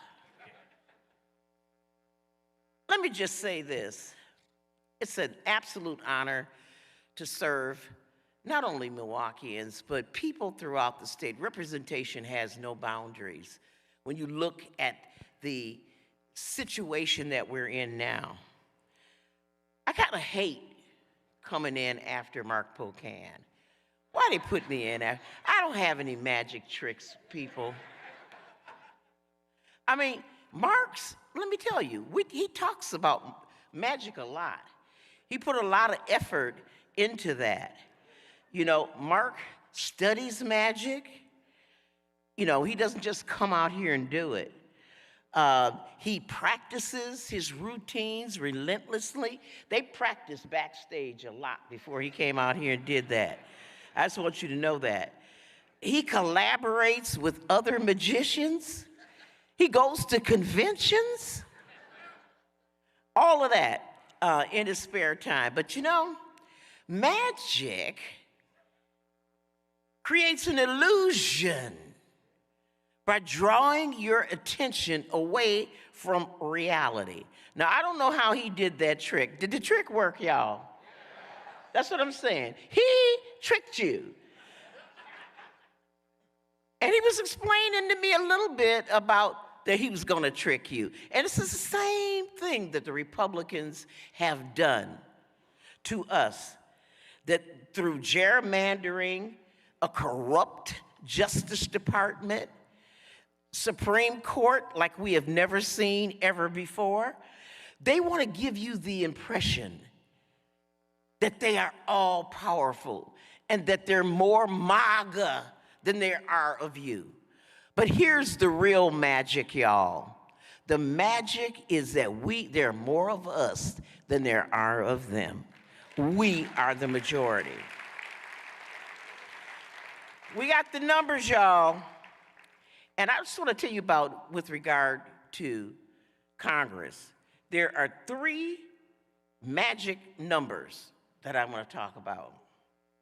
270, 218, and 51. 270, 218, and 51. 270 is the number of electoral college votes it takes to make the president. We're going to do that next time.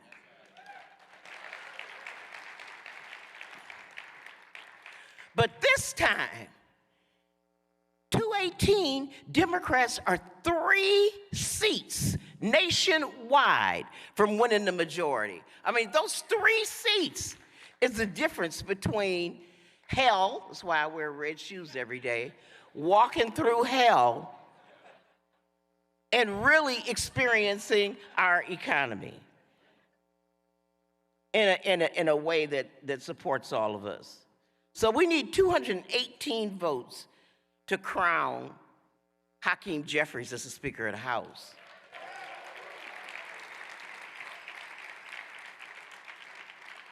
We need 51 votes in the Senate for voting rights, y'all. 51. And we ain't but 4 seats away from that. And let me tell you, all of these numbers are magical numbers. I mean, once you get 51 seats, you automatically get a gavel. And I'm telling you, when I go back, I want a gavel.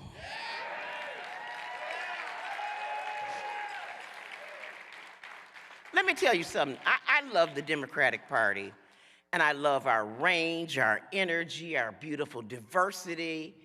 And honestly, I looked at the program, and I said, my God, look at all these caucuses: the Veterans Caucus, the Jewish Caucus, the Women's Caucus, the LGBTQ Caucus, the Environmental Caucus, the Progressive Caucus, the Labor Caucus, the Latino Caucus, the Muslim Caucus, the Rural Caucus.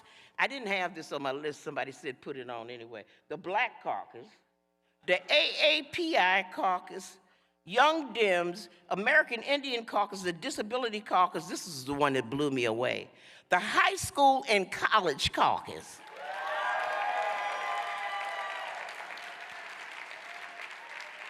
Diversity is our strength, but it's also our weakness, y'all. Coalitions can be very fragile, and I don't have to tell y'all what's going on in the Democratic Party right now, where Republicans are just delighted that they have been able to help build those divisions within the party. We cannot afford to elevate our personal grievances or internal misgivings over the existential stakes of the bigger picture. Let me tell you something. Sigmund Freud described that as the narcissism of small differences. And in the voting booth, that is the best way to guarantee our defeat. In math, all of y'all are not good at math, we know that, but all of y'all know that dividing means you get a smaller number.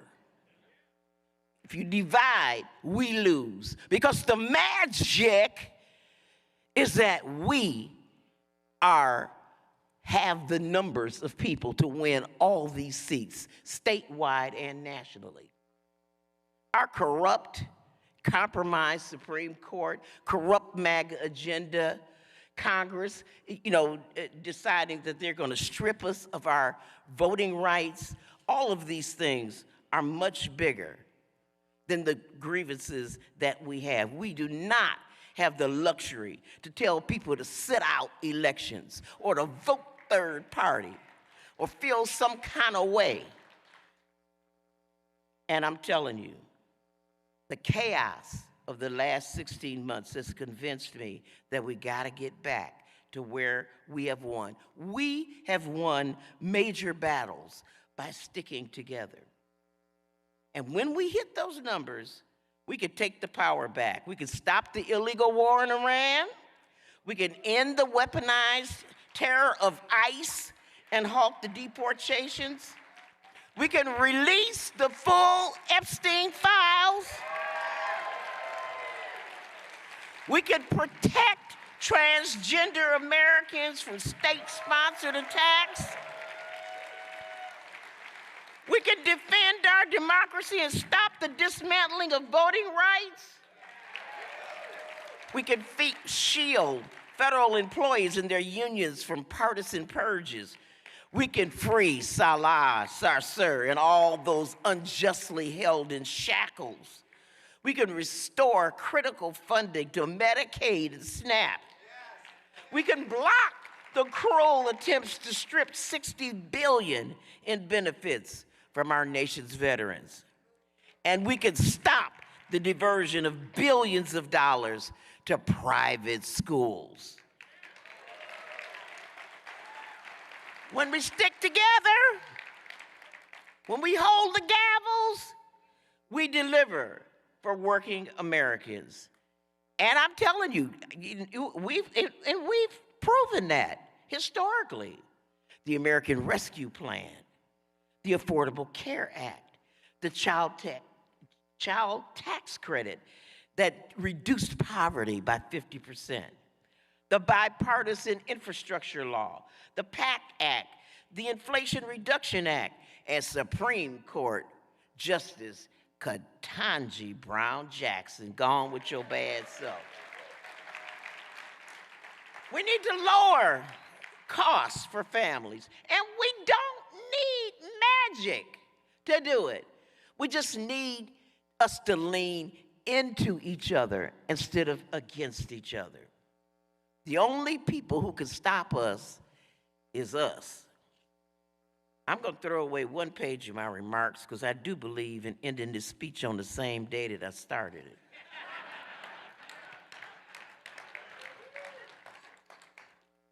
But I just want to say this. No matter who our nominee is for governor, we need to stick with that person. I wore yellow today because, all of these caucuses we got, we got caucuses.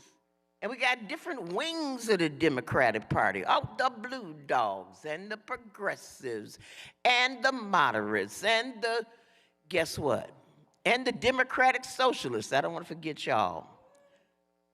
But guess what, y'all? I'm inviting y'all to join my wing of the party. I'm the head of the Yellow Dog Democrats. I'm a Democrat. I don't care who wins in August. I'm voting for them. I'm working for them. I'm donating to them. And that's what we got to do. The magic is not an illusion, y'all. It is our coming together and sticking together like the family that we are.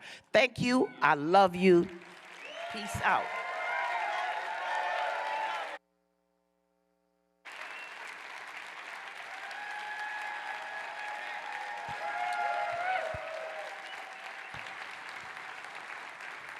Please welcome back to the stage Secretary of State Sarah Godlewski. Just like fire, burning up the way, rocking like the world up for just one day. Watch this madness, colorful charade. No one can be just like me anywhere. Just like magic, I'll be flying free. I'ma disappear when they come for me. I kick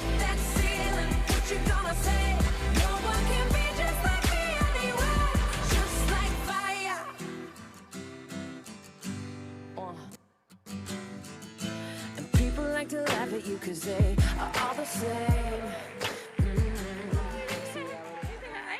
Okay, good job, buddy.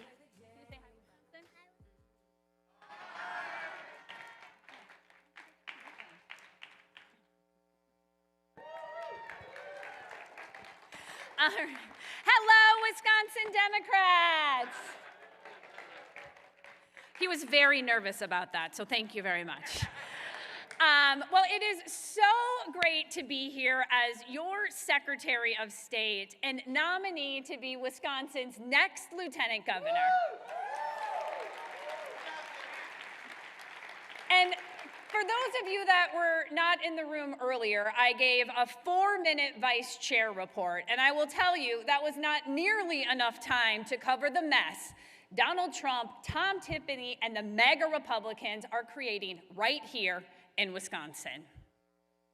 In fact, Donald Trump was just in my hometown, the Chippewa Valley, last week. Okay, wait to hear what he said. So he said, and I quote, "I don't need this. I got elected. What the hell do I need to be here for?" And, well, Donald, we were wondering the same thing. Because Wisconsin was a hell of a lot better before you showed up. But since you asked, you're there because farmers are being crushed by your policies, but you somehow found $20 billion to bail out Argentina. You're there because you've asked Wisconsin families to pay $1,700 a month more because of your tariffs, and yet they deserve an explanation.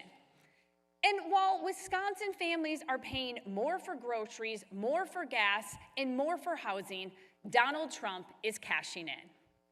He stuck taxpayers with $400 million bill for his Golden Ballroom.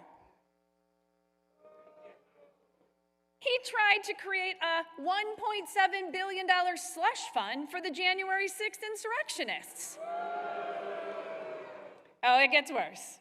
And he's added nearly $4 billion in his net worth since he has become president. And this is on top of his already sweetheart deal to personally avoid more than $100 million in tax liabilities. That's not public service. That's self-service. And let's call it what it is, corruption.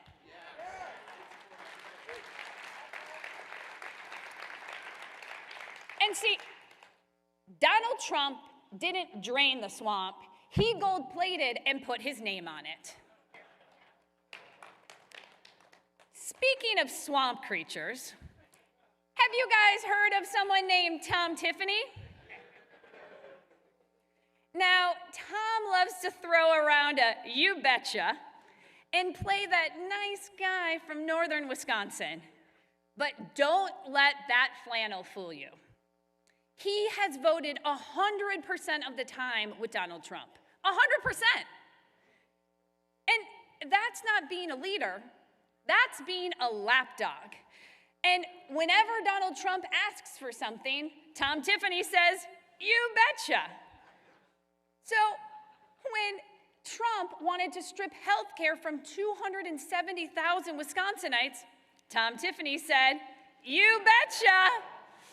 When Trump decided to abolish the Department of Education and undermine support for our public schools, Tom Tiffany said, "You betcha."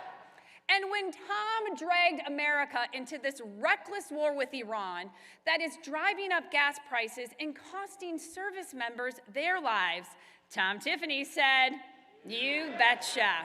And this guy now wants to be our next governor?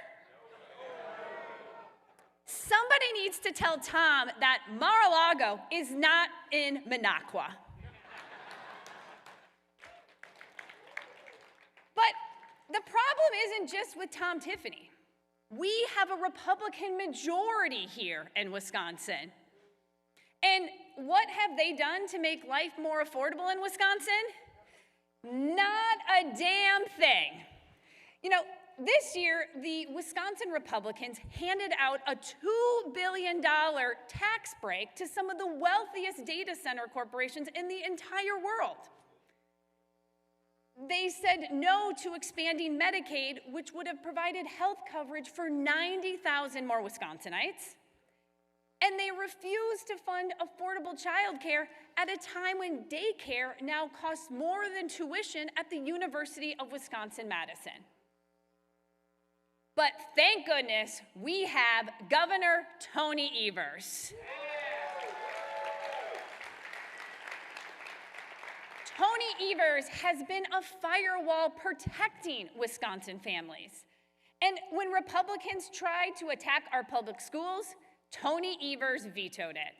And when Republicans tried to undermine our reproductive freedom, Tony Evers vetoed it.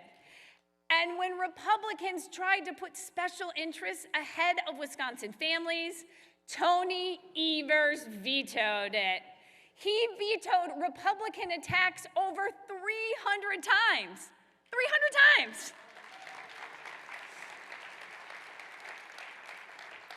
So Tony, if you're listening backstage, thank you for your leadership,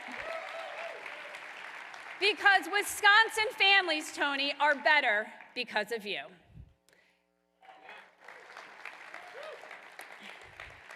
Well, my family and Governor Evers actually have something in common. So my parents were public school teachers right here in Wisconsin. Do we have any public school teachers in the house? Thank you, public school teachers. So as the proud product of Wisconsin public schools and as the daughter of two public school teachers, I will tell you, never underestimate a teacher. And growing up, my parents would always say, you know, Sarah, when you see something wrong, you've got to stand up and you've got to do something about it. And that's how I've tried to live my entire life. It's what got me involved in politics in the first place. I actually started my career fighting Scott Walker's power grab when he tried to eliminate the state treasurer's office, and we stopped him. And then when I ran for state treasurer, I was a political nobody from Eau Claire, but I crisscrossed the state, showing up everywhere, talking to everyone, and in that election, I flipped more Trump counties and took more of the vote share than the governor, lieutenant governor, and attorney general in a down ballot race. And then when I was elected your state treasurer, the Republicans didn't roll out the welcome mat for me. They turned off my Wi-Fi, and they gave me a pay-as-you-go flip phone as a way to talk to constituents. But I didn't let their shenanigans stop me. I provided record-breaking distributions to public schools. I overturned a gag order on renewable energy and started investing more. And then we even created a foreclosure prevention fund that helped keep Wisconsinites in their homes. And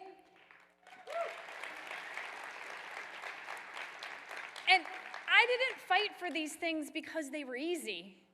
I did it because Wisconsin is worth fighting for. And I'm running to be your next lieutenant governor because I believe Wisconsin is the best place to live, work, and raise a family. My family were proud union members. Any union members in the house? So my grandmother worked on the assembly line for Honeywell, supporting her family, while my grandfather worked on the manufacturing line, supporting the Navy. And watching them, I learned for generations, we saw that Wisconsin was built on this simple promise. It wasn't a guarantee, but it was this promise where if you work hard, if you play by the rules, if you took responsibility, you could build a good life. You could buy a home and raise a family and retire with dignity. And that's the promise that I grew up with, and that's the promise that I believe in. And it's what makes me so angry when I see that people are doing everything right, yet they're still falling behind. And that's not by accident. It's because Republicans have sold out working families to billionaires and corporate special interests. They have forgotten who government is supposed to work for. And that's why this election matters so much. And as your next lieutenant governor, I want to make sure that we're rewarding hard work, and that's not just a slogan, but it's reality, where no one has to choose between buying groceries and seeing a doctor, where families don't just get ahead or get by, they actually get ahead with great schools, safe neighborhoods, and strong communities. And here's the thing, winning Wisconsin, guys, isn't going to be easy, because we know elections here are only decided by a few votes per ward. That's it. And that's why you being here matters so much, because you're the people who are going to knock the doors, make the calls, and help us win the votes. So, Wisconsin Democrats, are you ready to win this November? Or as Tom Tiffany would say, you betcha! So, will Wisconsin reward hard work instead of billionaires? You betcha! Will Wisconsin stand up to Republican attempts to meddle in our elections? You betcha! And will Wisconsin defend our reproductive freedom? You betcha! And will Wisconsin refuse to hand our state to Donald Trump and Tom Tiffany? You betcha! All right, Wisconsin Democrats, let's win this November. Thank you so much.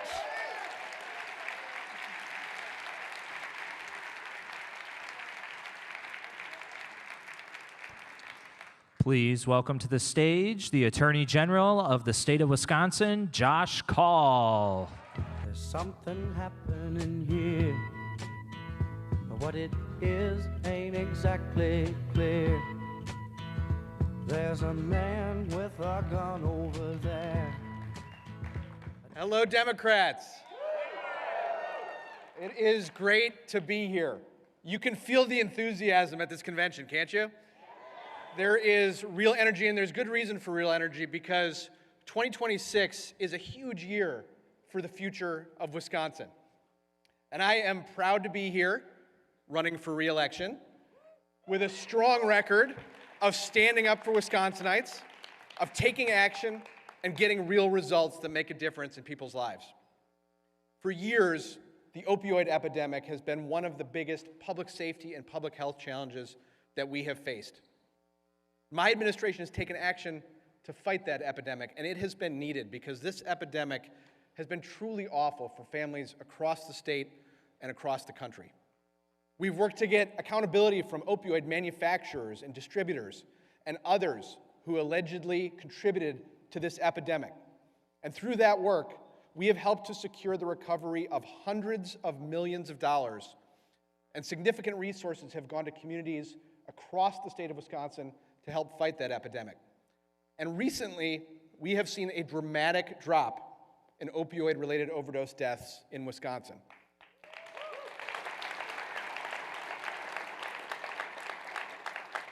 From 2023 to 2024, opioid-related overdose deaths in Wisconsin dropped by more than 40%, 4-0.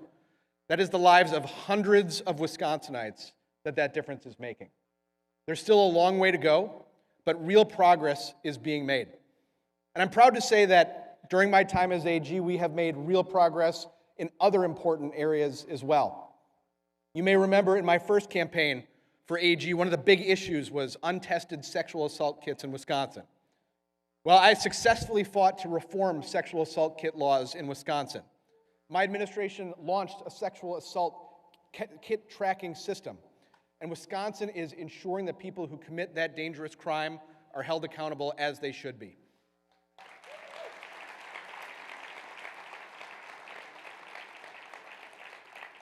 Also proud of the work that our Office of School Safety is doing. I've had the chance to talk to kids in schools around the state of Wisconsin.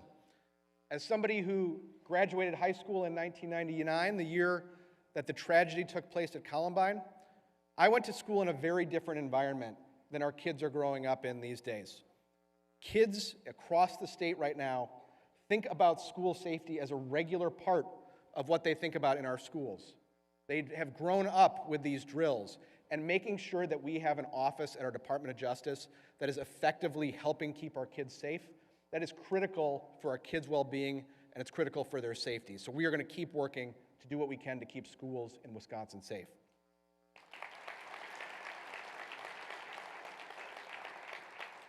We faced a major reduction in victim service funding, and in the last state budget, I advocated for additional resources to support victim service programs.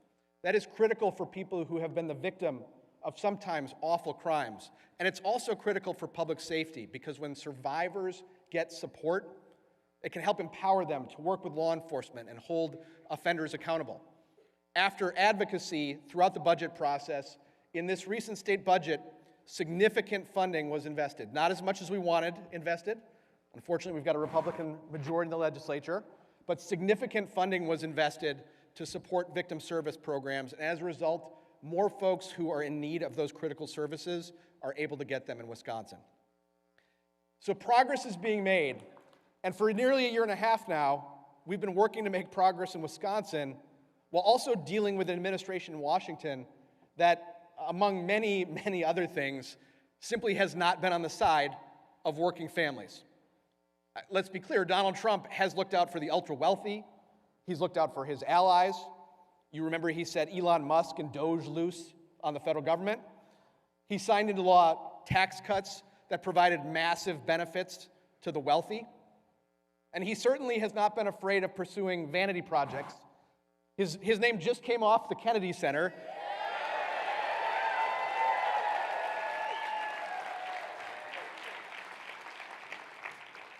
He wants to build an arch. He wants a ballroom. I mean, he's obsessed with the ballroom, right?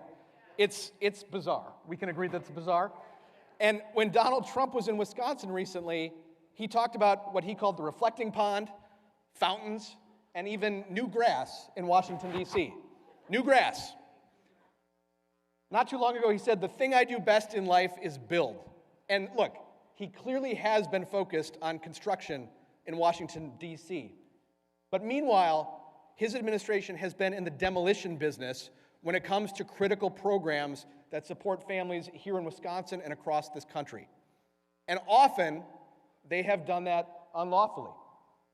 And as your Attorney General, it has been my honor to fight back when they are breaking the law and uphold the rule of law.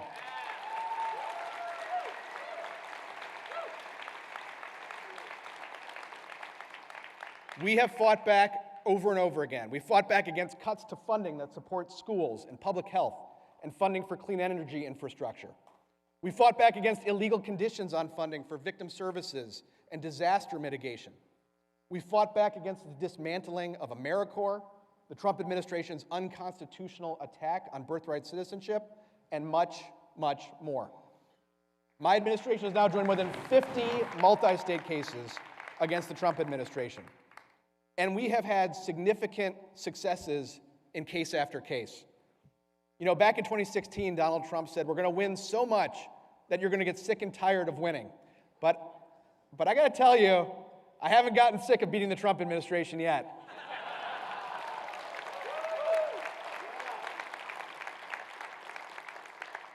Now, Election Day for this year's general election is less than 5 months away. And the election for AG is going to be a rematch. There is a stark contrast between my record and the record of my opponent, Eric Toney. I have repeatedly stood up for our democracy. Eric Toney supported the Gableman investigation. I think we all know how that turned out, right? In 2022, he called for the removal of members of the Election Commission, which he called a necessary step to restore confidence in our elections and defend election laws. Let's be clear, the necessary step to restore confidence in our elections is to tell the truth, which is that we have safe and free and fair elections in Wisconsin.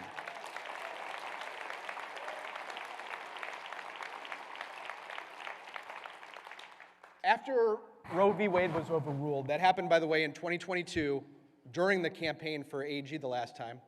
After that decision was overruled, I fought back. I fought to block a law dating back to the mid-1800s. I fought to block it from being forced as an abortion ban in Wisconsin. Eric Toney, my opponent, called that case a farce He claimed that I was wrong on the law. Well, last year the Wisconsin Supreme Court ruled in that case. And guess what? That mid-1800s law is not in effect as an abortion law ban in Wisconsin today.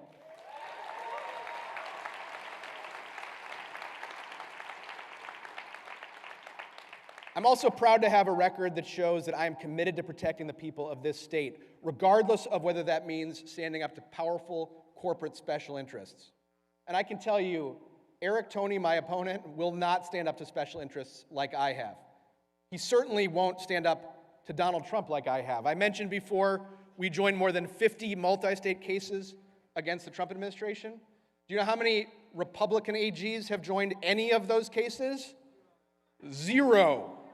Zero. Do you want a yes man for Donald Trump in the AG's office?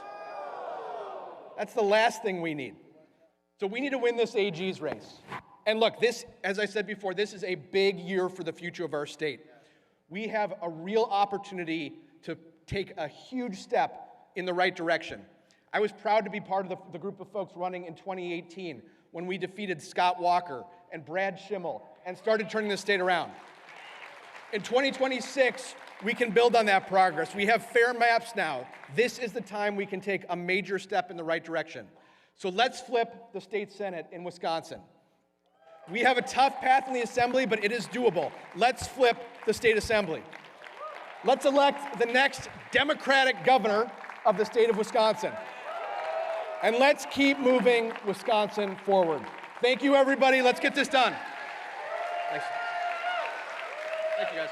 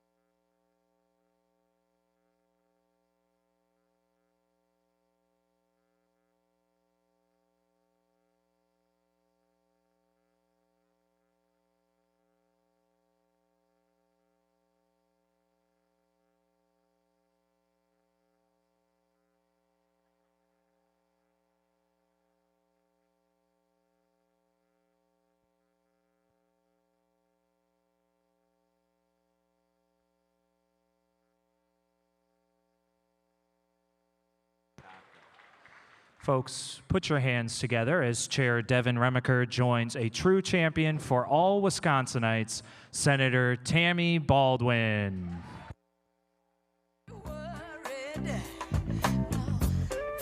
Ain't no smiling faces. No, no, lying to the races. Help me, come on, somebody help me.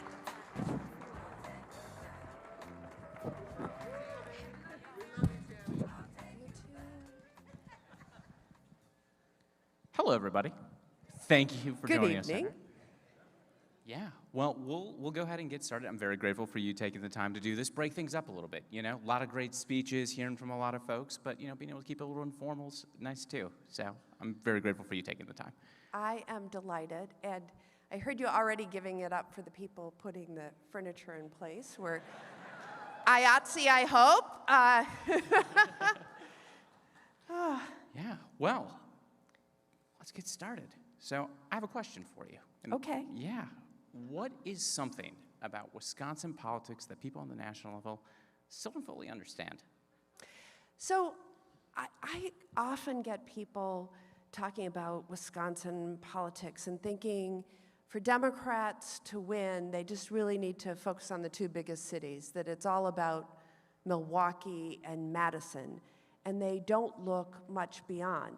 But I can tell you they're really missing what's happening in our state. There's no way I could have won my last election without looking beyond and thinking beyond that. And I think people also at the national level don't really understand how independent-minded some of our, many of our folks are. And just in recent weeks, my travels have underscored that. You know, I spent Memorial Day in southwestern Wisconsin, in Grant County, in Lafayette County. And, you know, there's a conversation I had with a very conservative county board member in Lafayette County. But he had something to thank me for. We had worked together to get funding for a hospital, a critical access hospital there. And he said, I told all my friends, because I'm a hardcore Trump Republican, but I told all of them, you need to vote for Trump and you need to vote for Tammy Baldwin. People always ask me who those Trump-Tammy voters are, but he was one of them. And then another fellow at this same function on Memorial Day came up to me and basically said, whispered, do everything you can to stop that slush fund, right? and so, you know, I think no one wants to be taken for granted. Whether I'm meeting with skilled tradespeople at our shipyards, they're not talking political talking points. They're talking about the need for good-paying new union jobs and steady work, right?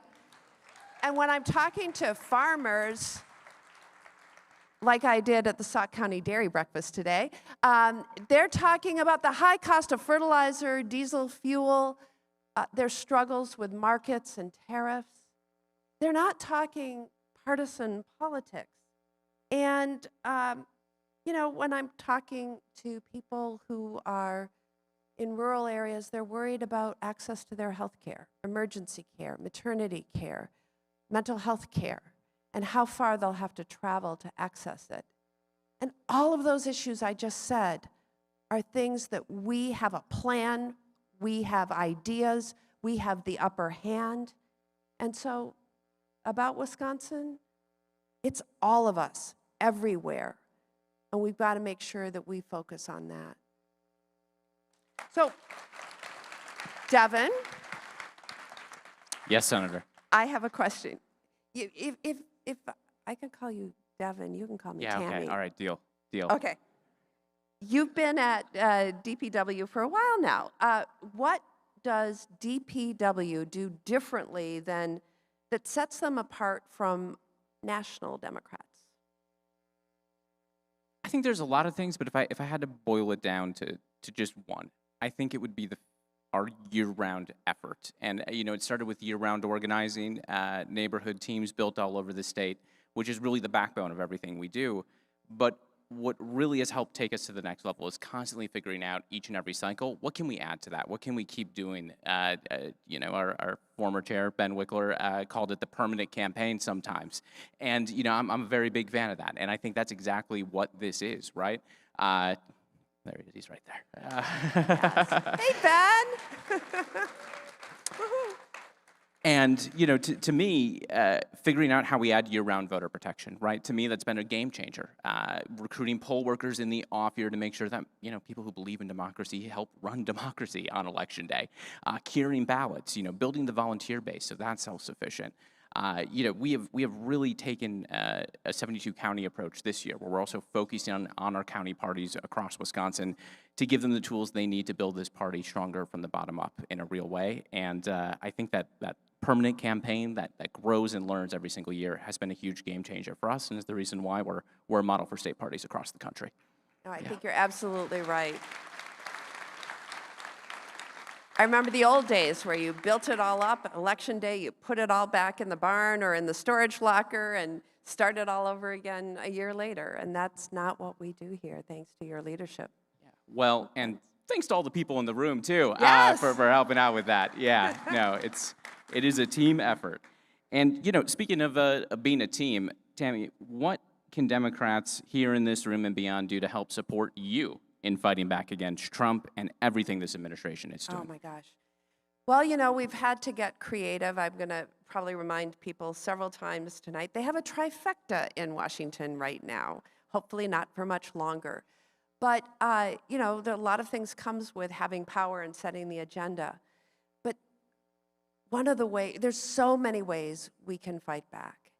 And so I have a colleague, and he and I have sort of brainstormed of all the things that people can do when they are feeling like throwing up their hands and saying, you know, he just does what he wants and isn't fettered by anything. So, first of all, write and call your elected officials. Right? Both your Democratic and Republican elected officials. We tally them up. We look at, I mean, I know how many people are calling me every single day and what they're calling about.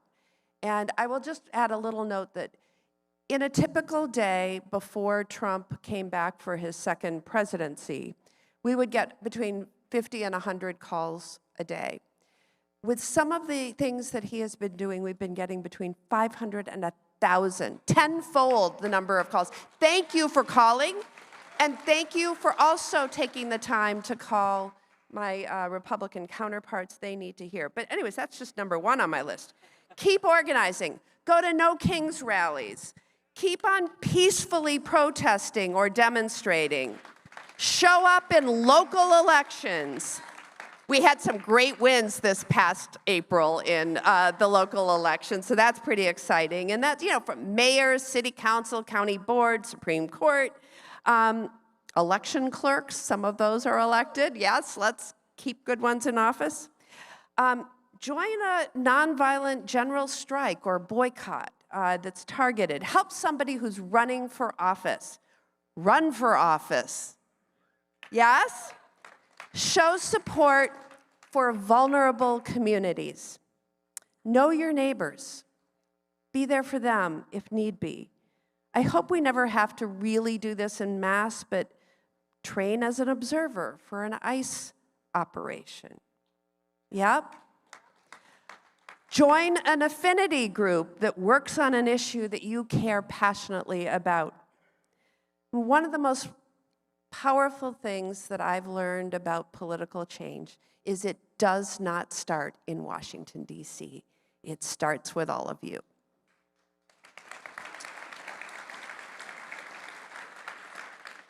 Absolutely, and I will just say, you know, I think sometimes people, you know, are like, what does calling do? Calling the office, leaving emails. It is a thing that people check. I interned in Congressman Ron Kind's office when I was just starting off in politics, and part of what I had to do every single day was add up the constituency communications we had received each time to share out. It is something that they are laser focused on paying attention to, and it really does make a difference. Yes, it does. So, as DPW chair, what gives you optimism about where Wisconsin Democrats are right now? Okay, so I'm going to repeat something I did earlier today, which is for the folks who are here at a convention for the first time, can I please ask you to stand up again and just be recognized? Look at this. Amazing. Look at this. Amazing. I mean, this This to me is an important moment for the party. Obviously, we have a big job ahead of us in November, but a lot of what I also like to think about is how do we take all the outrage, the fear, the frustration, the desire for change, and make sure it is part of our party moving into the future. And this is something that I think in the past we have not always been able to encapsulate those flash in the pan moments. How do we actually incorporate it and grow our party stronger for the long term? And that is something that I'm so grateful to see so many people getting so involved here today.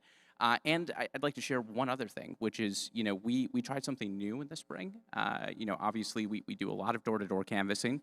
And we tried more high-traffic canvassing, where we used the Reach app that you all were hearing about at the start of this, for folks to show up at No Kings protests and talk to the folks there.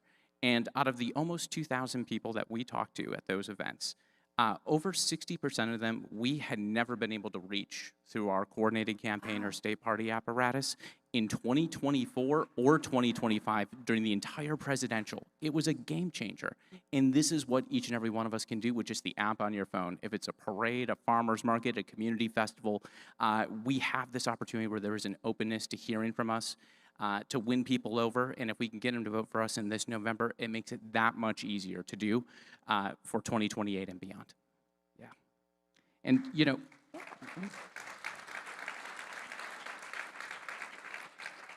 download the Reach app if you haven't already. It'll help you, show up and reach out everywhere, which is, something you touched on earlier, and you've always really emphasized that. I remember when my first year at the state party in 2018, huge part, Go Pack Go, etched in my brain. I have the placard up behind my desk. But why has that mattered? How do you think that's really made the difference in your especially very close election in 2024? Very important follow-on for the Go Pack Go Act is we now have For the Fans Act. It's like Go Pack Go 2.0. Oh, just keep an eye out on that. 2.0. And it also dovetails a little bit with your question about showing up everywhere, because there's a lot of things that divide us. Sometimes our sports teams are the things that bring us together, right?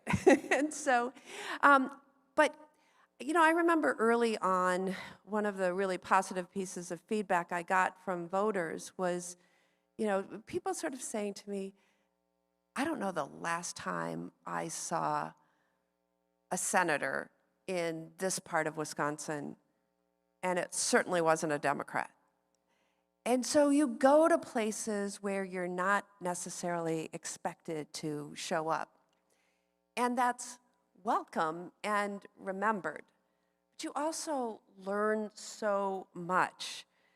I was telling you a little bit about what I did on Memorial Day, and just all the folks who were talking not politically, but sharing what was going on in their minds, The things cost too much, and childcare and healthcare and housing and groceries, and now with the war, the fertilizer and diesel. And they listen to who has solutions. And I remember the first Trump Tammy voter I ever met. This was during my 2018 election, not my more recent one. And he was a farmer. He hosted us in the sort of Chippewa Valley region for a roundtable on the farm. Got some of his neighbors to come. And we were talking about some of the challenges, the many headwinds that farmers face right now and have for a while. And we talked about some of the legislation I was crafting and putting together and that we were working together on. And a reporter who was covering the event noticed the Trump bumper sticker. This is from Trump's first campaign. And says, "Oh, you're a Trump supporter. What do you think about Tammy Baldwin?" And he said, "Were you listening? She had ideas about the challenges that we're facing, and that's what matters."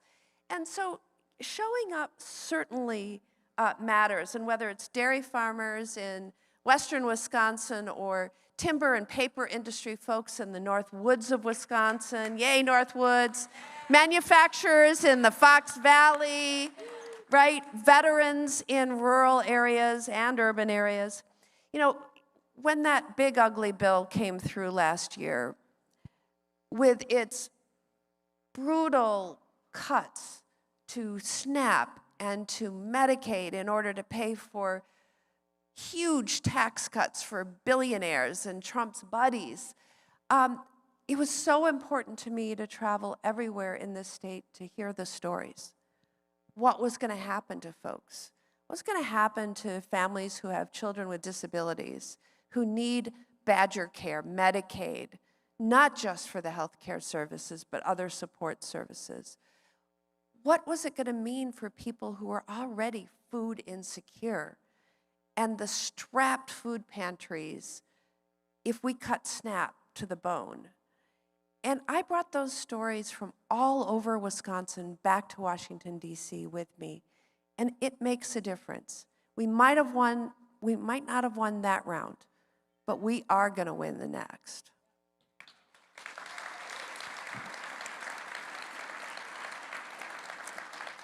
All right, Devin. Yes, Tammy. Chris Taylor had an amazing and historic victory in April. And I want to just recite some of the, for nerds like me who like math, the statistics about it. In that race,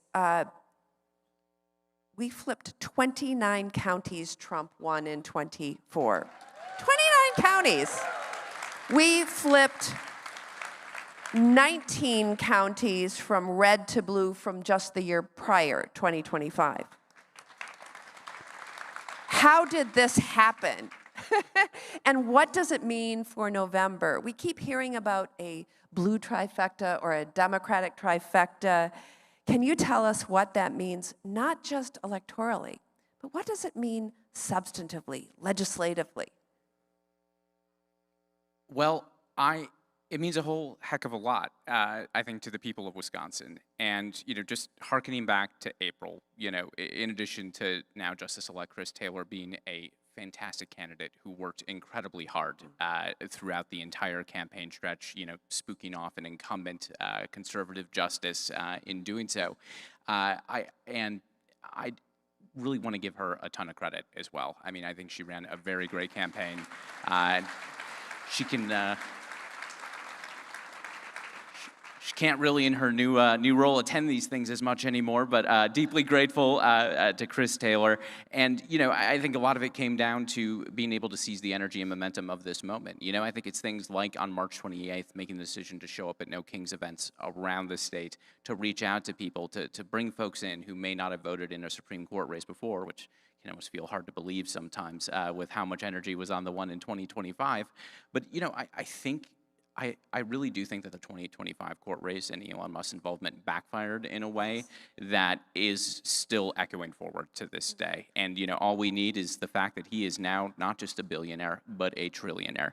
And I mentioned earlier today, it is just wrong that someone with such wealth, a wealth that is almost unfathomable in scope and scale, pays almost no money in income taxes. It's almost virtually guaranteed to pay no money in income taxes when the average working Wisconsin family has to do exactly that. Clearly something's broken, and a Democratic trifecta is our opportunity, at least here in Wisconsin, to start to fix some of those problems and make our state a little bit bluer ahead of 2028 so we can help deliver a federal trifecta as well. And when I think about what that means, I mean, the list is endless, and that's partially because everything Scott Walker and Republicans did in the 2010s when they had unchecked control, it's still on the books, a lot of it. We've been able to litigate, and Attorney General Josh Call has done a great job of especially challenging that outdated abortion law and ensuring that it's clarified what it actually means. The Governor, Tony Evers, has had a mighty veto pen. He's been able to block a lot and make some progress. But there is so much that we can do, whether it is Act 10, which obviously just was decimated public labor, whether it is the ability to ensure that working families can live a life affordably, and I think not just work to survive, but work to live. I mean, something that FDR used to talk about a lot was a second Bill of Rights, and especially recreation, right? Like, you shouldn't just make enough to get by. I think Wisconsinites deserve a life where they can take the trip to Wisconsin Dells or Door County or the Northwoods or your vacation destination of choice. I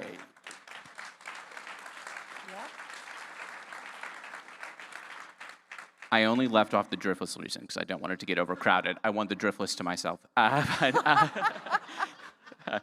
But no, I mean, I think that there's so much progress we can make.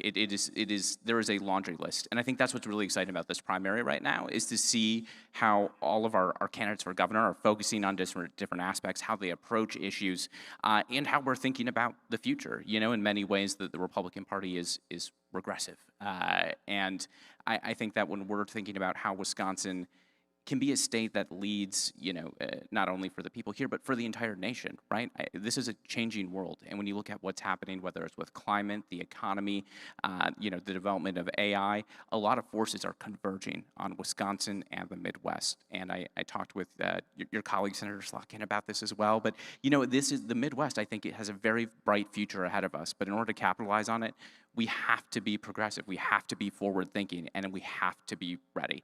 And I think that the Democratic Party is the only party that's going to be able to get that done. Absolutely. Yeah. And thank you for taking us on a mental vacation throughout this beautiful state. You know, I always say if it weren't for winters, everyone would want to live in Wisconsin, so. I'm one of those, I gotta have the seasons, you know? Yeah, you know, you gotta have the cold to enjoy the warm, so, yeah. Well, so, you know, obviously there's a lot that's happening in Wisconsin. There's a lot we need to do to kick Tom Tiffany's butt, but how do you think Democrats should be fighting back against Trump's lawlessness across the board? I mean, it feels hard sometimes when, you know, it seems like he defies the traditional order. That's an understatement. That's Wisconsin nice.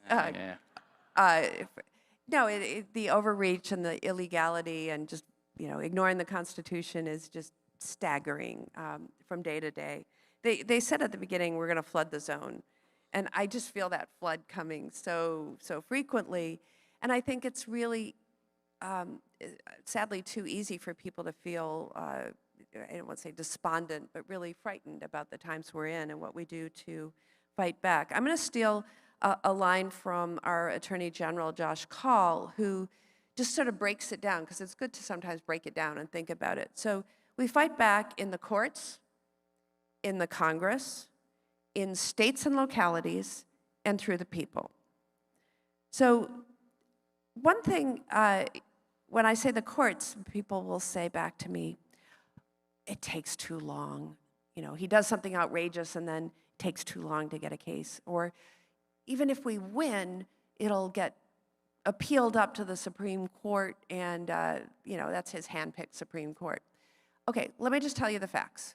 We are winning 75% of the lawsuits against the Trump administration and his illegal overreaching. 75%. So there's then the other argument of like, well, he's just going to appeal. They have begun to get a little smart. And that is, they're not appealing the cases they don't think they're going to win on appeal, because they don't want more, you know, precedent set. And so we're winning them, and they're staying victories, right? And so 75%. I think about, there was a weekend a few weeks ago where, you know, they struck down the anti-weaponization fund. They said Trump can't have his name on the Kennedy Center. And by the way, they took it down, I think, yesterday. That was so great.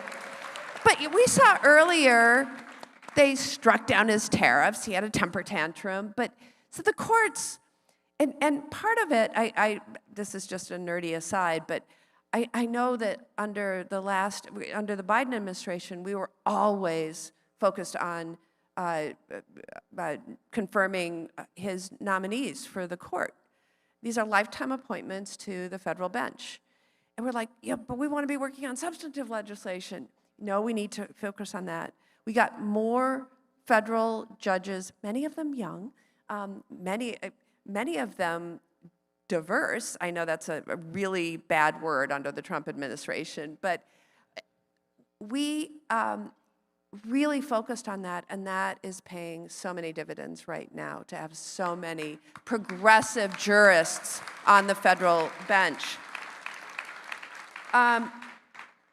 The Congress. Okay, so we are in the minority, but I still want to remind people that the Senate still has this supermajority requirement for passing most bills.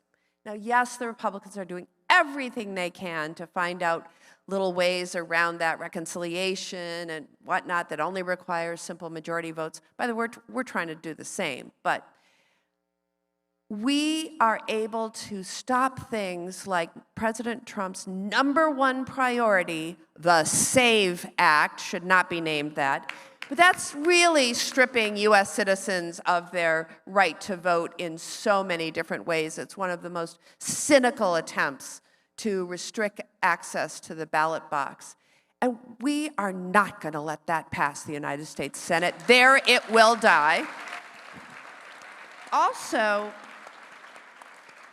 I don't know if you follow the details, but like, he puts out his budget and it says, we're ending AmeriCorps. We're slashing biomedical research by 40%. We're going to cut the CDC by 60%. We're going to get rid of this and we're going to get rid of that. And on this very quiet committee called the Appropriations Committee, we are simply restoring and in some cases increasing the funding and passing those bills and getting on with it. We are fighting back against Trump. We increased Head Start funding, child care funding, NIH funding in this last budget, and we are going to do everything we can to do that once again.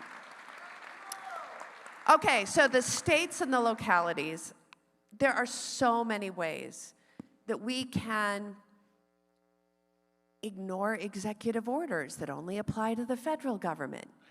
There are so many ways that states, governors, mayors, city councils, county boards can do things to protect their own communities. No, it's not nationwide, but is another way in which we are able to fight back, right? And then last but not least, I return to the people.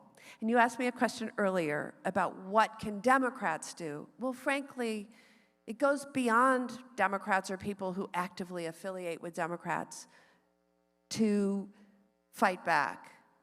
This is our democracy we're talking about. We should all cherish it.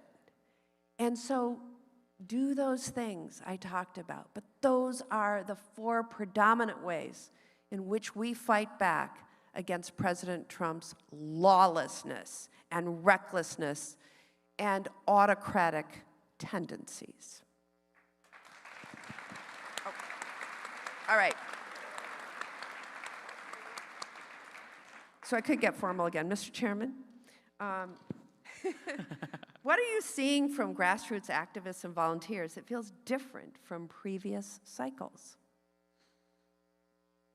I think they're hungry. I think they're hungry for change. They're hungry to do more. They're hungry to push back. They're hungry to fight.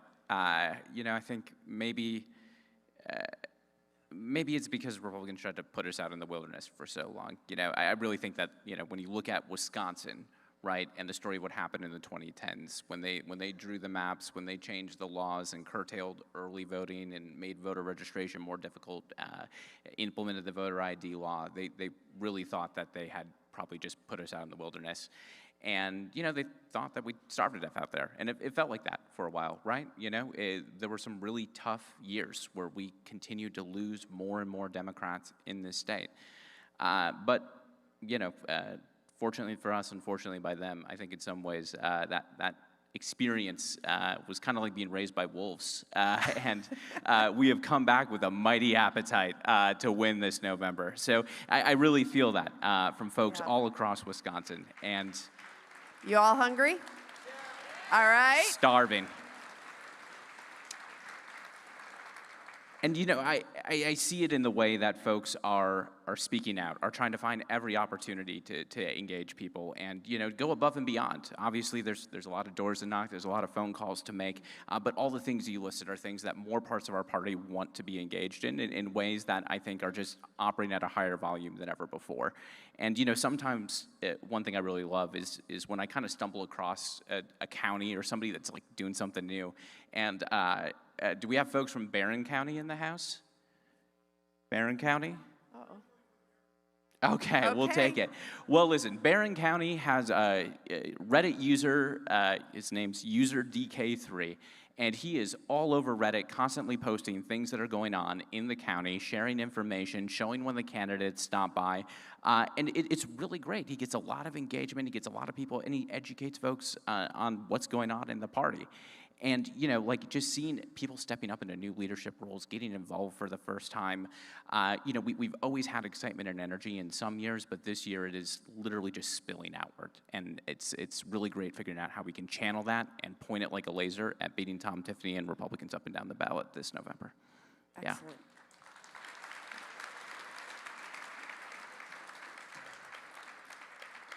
Now, I would be lying, and I know this isn't directed at you, certainly, but we hear from folks sometimes that they're frustrated with elected Democrats, that they aren't doing enough, they aren't, you know, fighting back. Can you give us an example of where Democrats have fought back against Trump and won? Oh, so I share that frustration. It's hard when you're in the minority and they have a trifecta to exercise the type of pushback that is absolutely demanded. And so I certainly understand and sometimes share that frustration.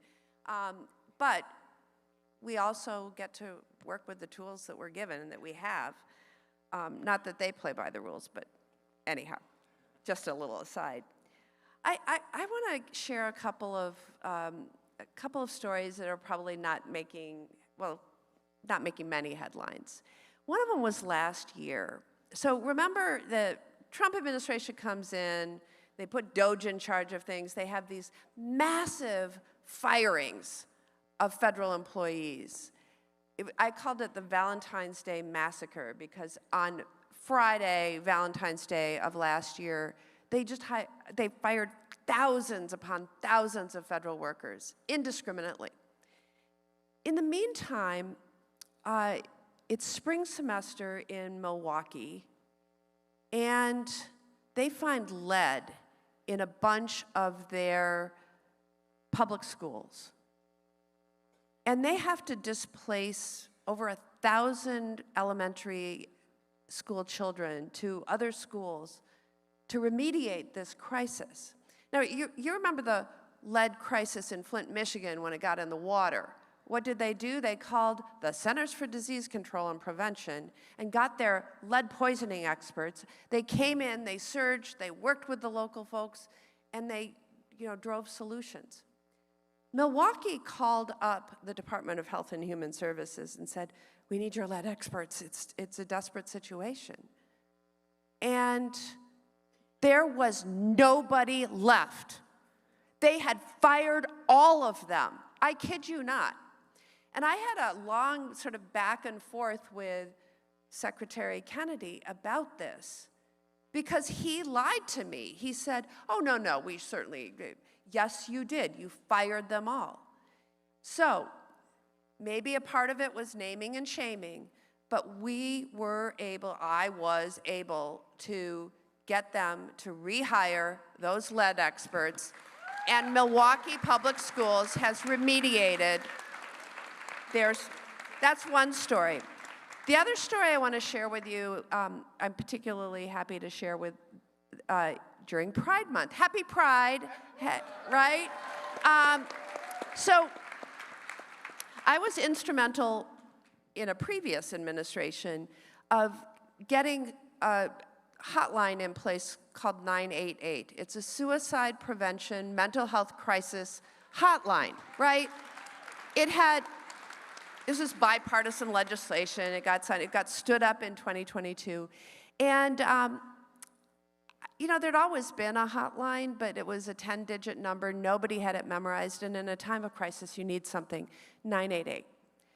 And so we stood it up. We made sure that mental health services were provided resources from the federal level to make sure that, and there are specialty subservices. If you are a military veteran, you press 1, and you have the ability to get your mental health crisis services provided through the VA, somebody who's walked in your boots before. If you don't speak English, you press 2, and they try to set you up with somebody who speaks your language. Press 3 is an option for LGBTQ youth. And last summer, yeah, and last summer, Secretary Kennedy said, we're ending it. What do you mean you're ending the Press 3 option with the suicide rate what it is and the attempted suicide mental health crisis rate what it is among LGBTQ youth? Well, we ran out of money for it. They can move money around, by the way. They weren't shutting down the whole line. And we're ending it. And so I got to work with my fellow appropriators, and there were some Republican helpers on this, but we restored the funding for it. Now, this year they've been slow walking. Oh, we haven't got the contract yet. But I asked Kennedy at 2 public hearings, do you commit to restoring Press 3? And he committed publicly, and I think any day now that will be back. So that's a victory for mental health, and an important one that this administration was willing to walk away from. That is so awesome. Yeah. That's fight. Name and shame sometimes.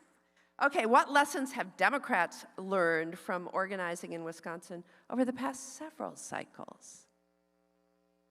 Well, I think harkening back to what you said earlier, competing and showing up everywhere all of the time.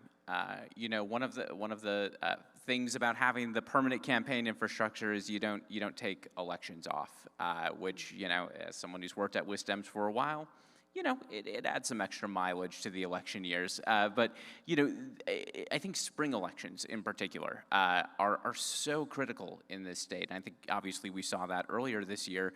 But yes, we've had these gigantic Supreme Court races with huge consequences. But the local elections, I mean, that is also something where we are deciding who is going to be in charge of critical decisions at the municipal level where the rubber meets the road of government. We elect mayors, city council members, clerks that administer our elections, potentially decide what access folks may have to early locations or hours or at the booth. And like that is so critical, but also it mints the next generation of leaders. And you know, something that I started at WisDems all the way back in 2018 is a team now called the Campaigns Team. Shout out Annie, who's backstage somewhere here, who does, we probably have a lot of Annie fans in the crowd. So she does tremendous work supporting hundreds of local candidates each and every spring election. And oftentimes they're the folks that will go on to run for assembly, state senate, you know, like just offices all across the board. And that requires constant dedication, constant effort, constant infrastructure year after year. But I really think it pays dividends, both on the impact on people's lives and our ability to be more competitive in the future. And what counties are doing to, I want to also shout out Ozaukee County. So Ozaukee County, strong Ozaukee showing.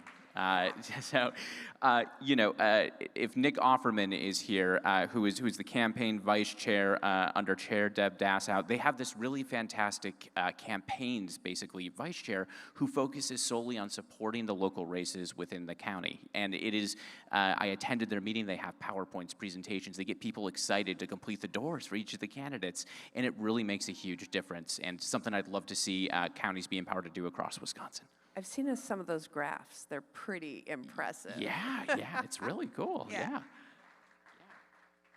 So I have been really looking forward to asking you this question because there's so much going on, and oftentimes I hear from people there's so much excitement, there's so much opportunity. But what's one race across the nation that you're excited about, and maybe isn't getting as much attention as you think deserves? Oh.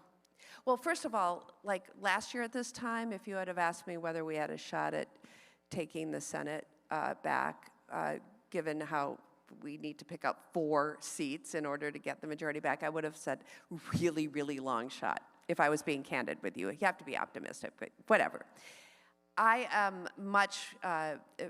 I'm feeling really excited about our opportunities, and there's the opportunities you're probably hearing about all the time that, you know, are held right now by Republicans, but a Democrat could pick up. But I have one that maybe you're not focusing on, and I just want to give it a little moment here to have you follow it and maybe even give the candidate a little support and love. So my colleague, Raphael Warnock of Georgia, says of this state, Mississippi is a Democratic state. It just doesn't know it yet. So we want to show Mississippi that it is a Democratic state, but not from the outside. This has to happen from the inside. So there's a candidate there named Scott Collum. Scott is a district attorney. In Wisconsin, you know, we have a district attorney in every county. In Mississippi, he is a district attorney for 3 counties. And I'm trying to figure out, like, why that is. Well, each county is so poor. They kind of regionalize, and so he's 3 counties. And during the Biden administration, Scott Collum was nominated to become a federal judge. And, you know, the blue slip process, both senators, and they're both Republicans, Wicker and Hyde-Smith, they both have to sign off. And Roger Wicker, to his credit, signed off and said Scott Collum would be a great federal judge. But Cindy Hyde-Smith did not. So he didn't become a federal judge. He's still a prosecutor for 3 counties in Mississippi. If he were enjoying a lifetime appointment to the federal bench, he would not be running for Senate against Cindy Hyde-Smith, the person who prevented Mississippi from getting its first black federal judge. But he is running. But I'm saving a particularly poignant point for those of us in this room for last. He's a Badger. He got his law degree here at UW. Nice. So, if you want to just do something really special and they'll say, where the heck did this come from? Go online to Scott Collum, COLOM.com, and give him a little Wisconsin love. And next time I see him, I want to say, what happened there? Like, there's just a little blip, and like 100 people just showed me some love. Anyways, Mississippi. We're going to show Mississippi it's a Democratic state, maybe before they know it. Great answer. Yeah.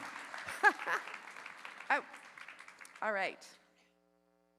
Well, what is one race in Wisconsin right now that you're excited about and that folks should pay some attention to?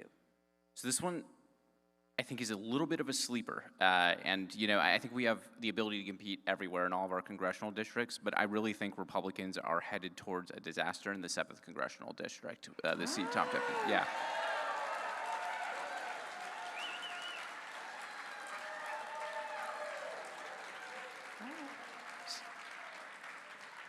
Spicy take, but I think nominating Michael Alfonso would be an absolute disaster for Republicans in that district. I think the exact opposite of what voters want is, Sean Duffy's, nepotism son-in-law to like walk into his seat because his, father-in-law got Trump to endorse him. But unfortunately, that is how Republican primaries worked. You get a True Social post from Donald Trump, and you're good to go. And it's clear. I mean, he's not this kid. He keeps going to these like Republican fundraisers in D.C. and in southeastern Wisconsin, skipping Republican forums that their county parties are hosting on the. Could you imagine? Like, you can't do politics like that. I think it's going to create a deep divide in the party. But more importantly, I think the folks in the 7th have been almost disproportionately impacted by everything that Trump has done. The second most folks impacted by the cuts to Medicaid and Badger Care and SNAP benefits here in the state, it's the 7th congressional district. I mean, really, Tom Tiffany and the agenda he's enabled has kicked them in the teeth over and over and over. And I think that if they depress their base, and with so many folks in the 7th working around the clock to organize and outreach in ways that they haven't before, I think that's one that I would keep an eye on. Excellent. Yeah. Excellent. Love it. So I have one last question for you. How important are local and legislative races to building long-term political strength, in your opinion? You have another question after that. I'll give it to you if you don't have it. Oh, I do have one more question after that. Look at that. Okay. Wow. Because there's one more thing I want to talk about after this, but so to answer this question, they are absolutely essential. And so whether that's governors, state legislators, mayors, county executives, county board supervisors, that's where I got my start, city councilors, school board members, election clerks, those that are elected. I mean, look, they are on the front lines in fighting back against a lot of the stuff that's happening at the national level. And the security of our elections, not to be forgotten amidst those. But look, I also want, as this will be Governor Evers' last convention as governor, to give him an enormous shout out for the amazing things he's been able to do, even with a Republican-dominated state legislature. Yep, his leadership in expanding broadband, standing by public education and our public schools, and fixing the damn roads, right? It's been amazing. And investing in our main streets, especially after the pandemic. So I also want to say, in answer to this question, that today's city councilors are tomorrow's state senators. And today's mayors may be tomorrow's governors. And so our investment, our attention to local and state officials is all about our investment in our future. And we have such talent at all levels. Okay, now this is my last question for you. What do successful state parties do beyond winning elections?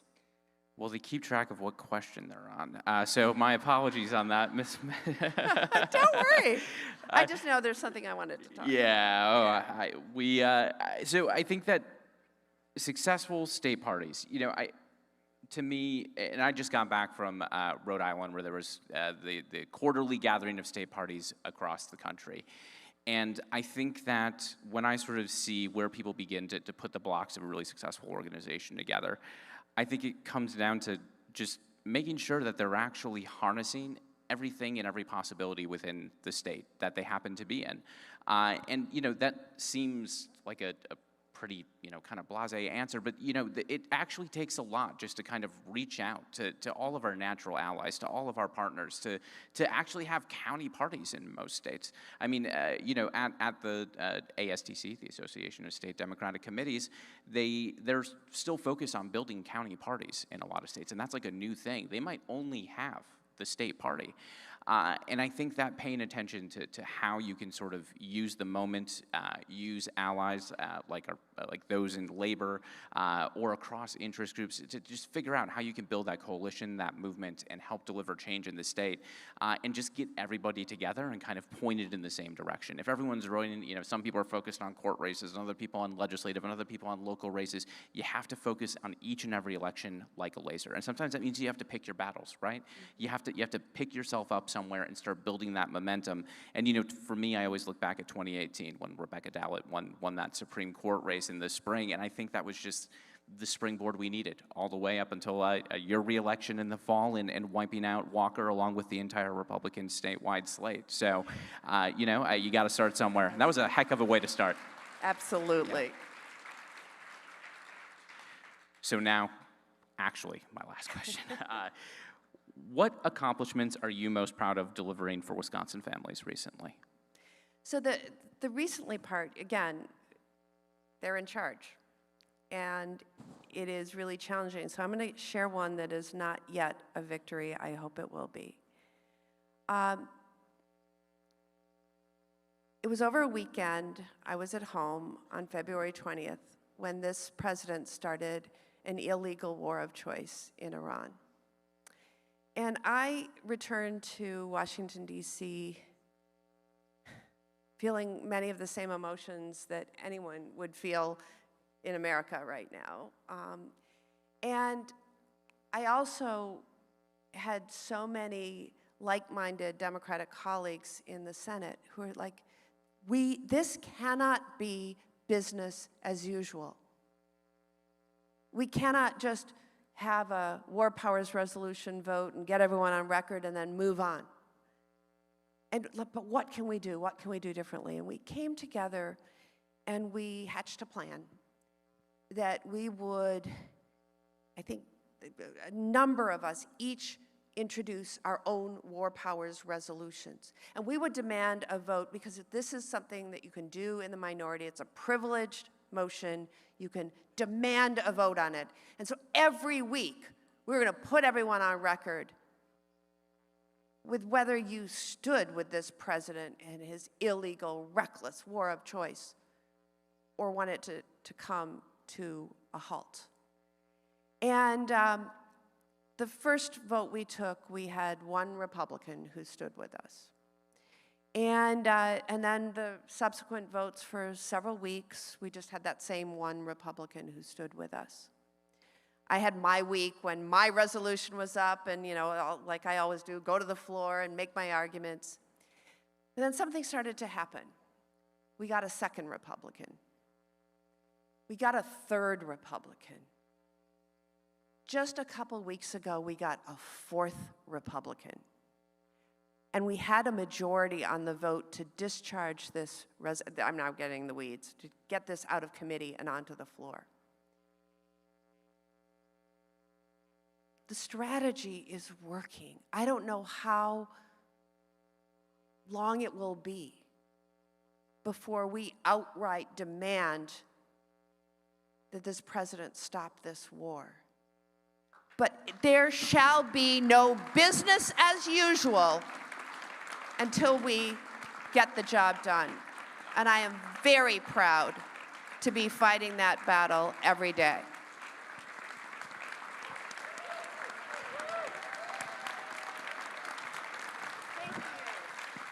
Let's all give Tammy a final round of applause here. Thank you so much for taking the time. Thank you. We even color coordinated. Look at this. Yeah.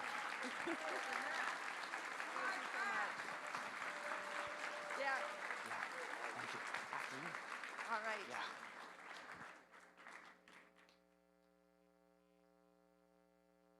Another appearance, and my mic's cut anyways. All right, they'll be coming out to change it, and we'll be right back with our program. Thank you all.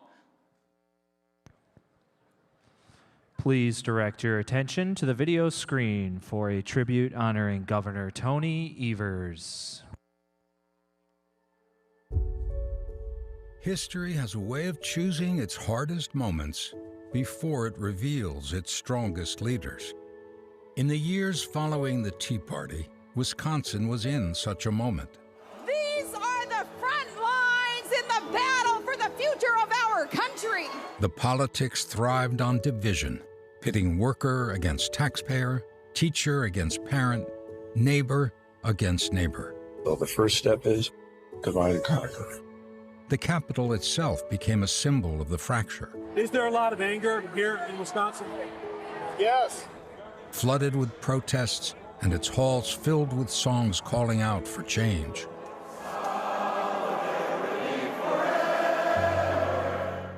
Schools that had once been the pride of Wisconsin were hollowed out by historic cuts. Teachers left. Unions were busted. The broken down roads were some of the worst in the nation.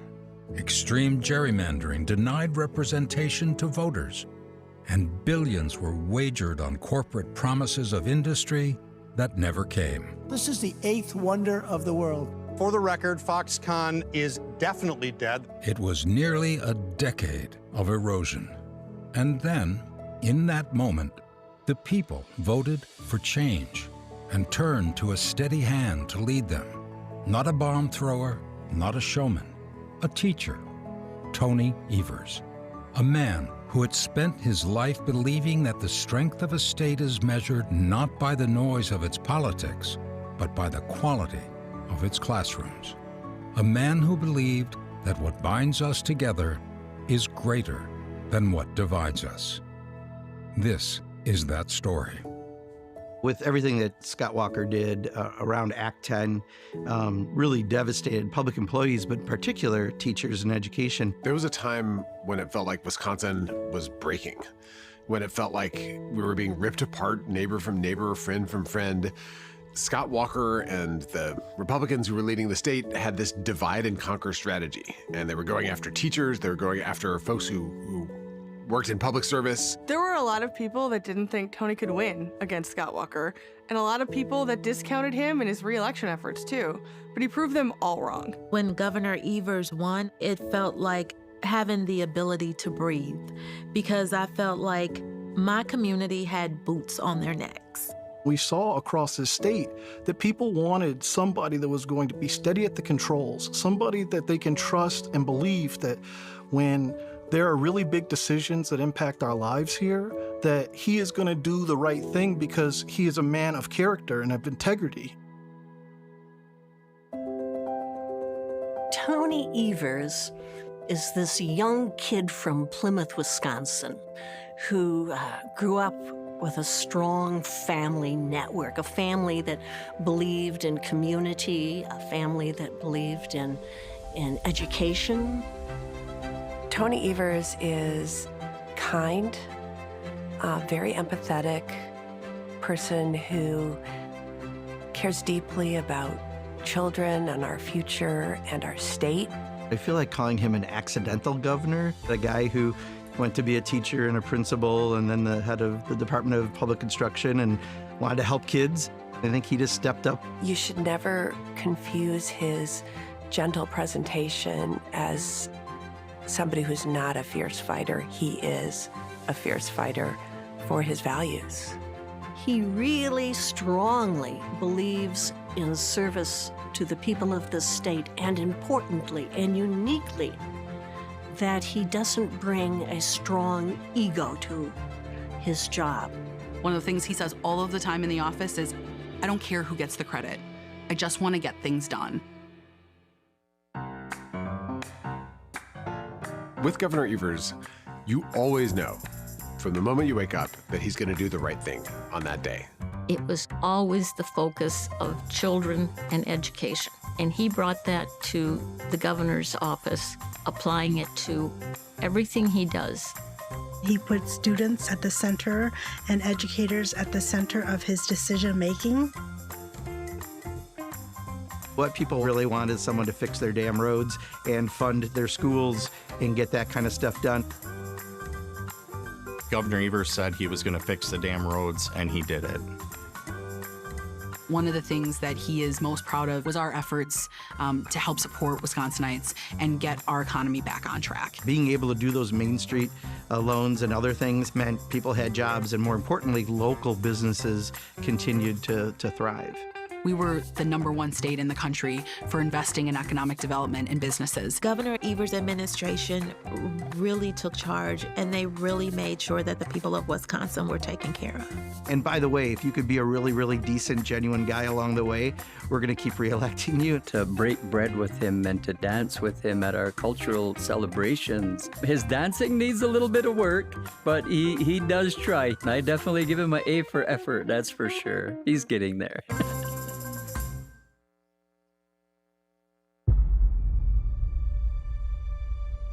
I think one time where the governor really carried the weight of the job with him, one instance that particularly comes to mind is COVID. It was every decision that he made at that point in time really was life and death. I have declared a public health emergency to address the outbreak of COVID-19 in the state of Wisconsin.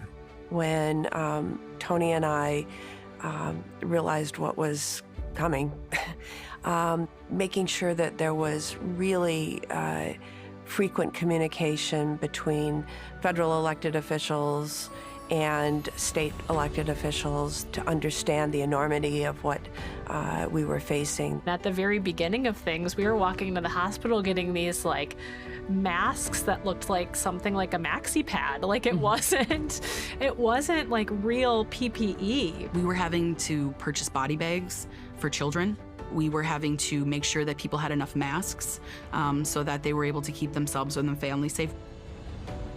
Tony was a steady voice for the science. Now is the time to double down on our efforts. The Black communities were hit hardest in terms of COVID. There were people, endangering nurses and doctors and threatening public officials because they were standing behind the science that required really strong leadership at that moment, and he provided it. After the Dobbs decision, renewed interest, of course, occurred nationwide regarding issue of reproductive health care. And we had a case before our court dealing with a law that dated back to 1849, a total ban on abortion. We know that abortion care is life-saving care. I vividly remember after the Dobbs decision that struck down Roe versus Wade and erased women's right to access the healthcare that they need, he was furious. I have 7 grandkids that are girls or young women. Yesterday, they were made second-class citizens. That's bullshit. I will provide clemency to any physician that is charged under that law. At that time, there were a lot of OBGYNs who were really, really scared. There were, of course, patients who were scared. There were doctors who were scared. Some of the reasons why people were like, we're going to stay and stick this out is because we knew we had people in our corner. So I think one of the things that doesn't always get noticed is behind the scenes, the governor also did an awful lot to make sure that we were in a good place politically, whether it be Democrats or the Supreme Court. The governor was one of those key folks every single time, helping raise that money to make sure that we got a court that now can look at things like, reproductive rights. He never wavered on standing up for abortion rights.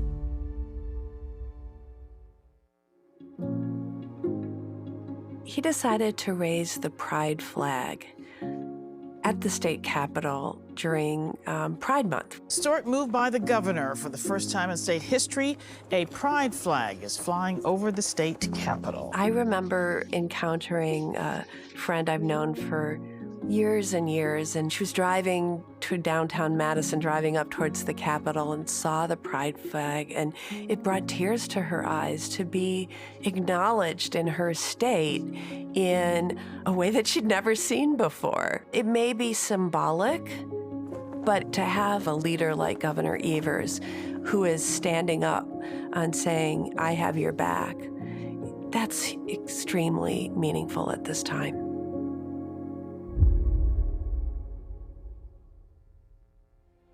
Fair maps are important to this state because if we allow gerrymandering to happen, it creates this echo chamber where politicians behind closed doors get to choose who their voters are. Fair maps are important because they're the foundation of our system of government. Breaking news out of Madison, Governor Tony Evers signing his new legislative maps into law at the Capitol. It was this signature moment. It ended the era of a kind of dictatorship of gerrymandering and inaugurated a new birth of democracy in the state of Wisconsin. Fair maps is the exact thing that gives us that accountability and puts power back into the people's hands. He's just a normal guy. What you see is what you get. Tony Evers and his sort of slow, steady, and gentle style and presentation. Well, it's sort of Wisconsin, right? Tony Evers is probably one of the nicest men I have known in my whole life. Trustworthy, honest, dependable. Iope hios in it wiswan in it a cat dwan in it quest taco nacho matno maneok o catch menache and I dwan okay ma. So what I said is back home, Governor Evers has earned the respect of my people, where his name, Tony Anthony, we call him in the Menominee language, he's called Atwan because of the respect he's earned. Even if people don't always agree with his policy, they know that his policies aren't coming from a bad place. Power never changed him, and Wisconsin is better off for that. Wisconsin voters chose Tony Evers because when he said what's best for our kids is what's best for a state, he meant it. I think governing well requires bringing people together. Not everyone holds on to that. Some people think that the best way to lead is to divide and conquer. But I always think we're better as we pull together to confront challenges. And Tony Evers is really good at that.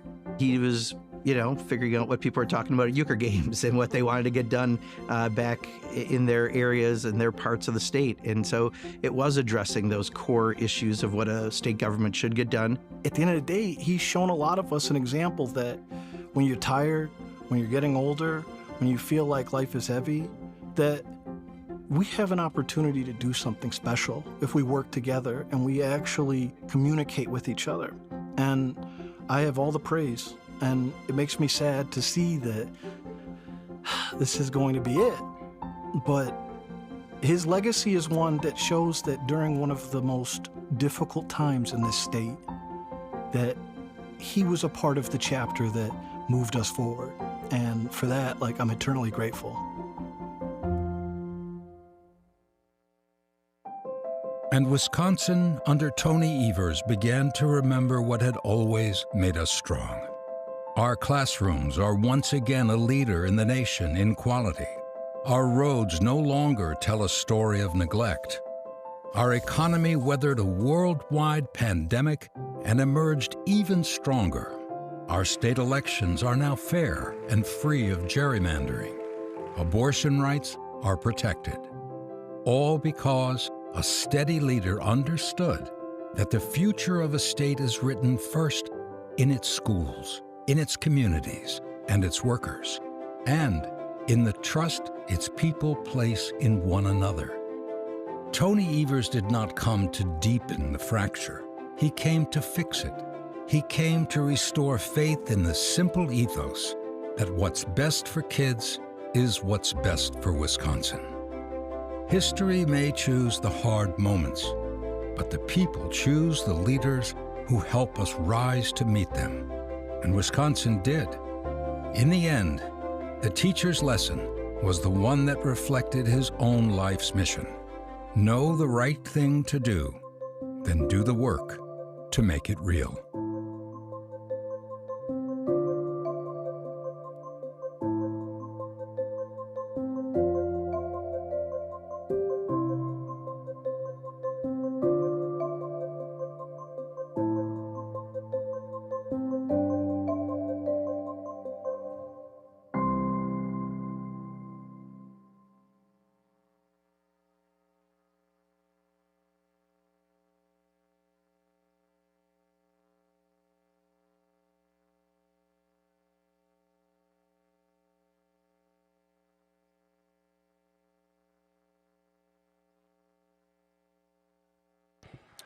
Folks, put your hands together and make some noise for our Wisconsin Governor, Tony Evers.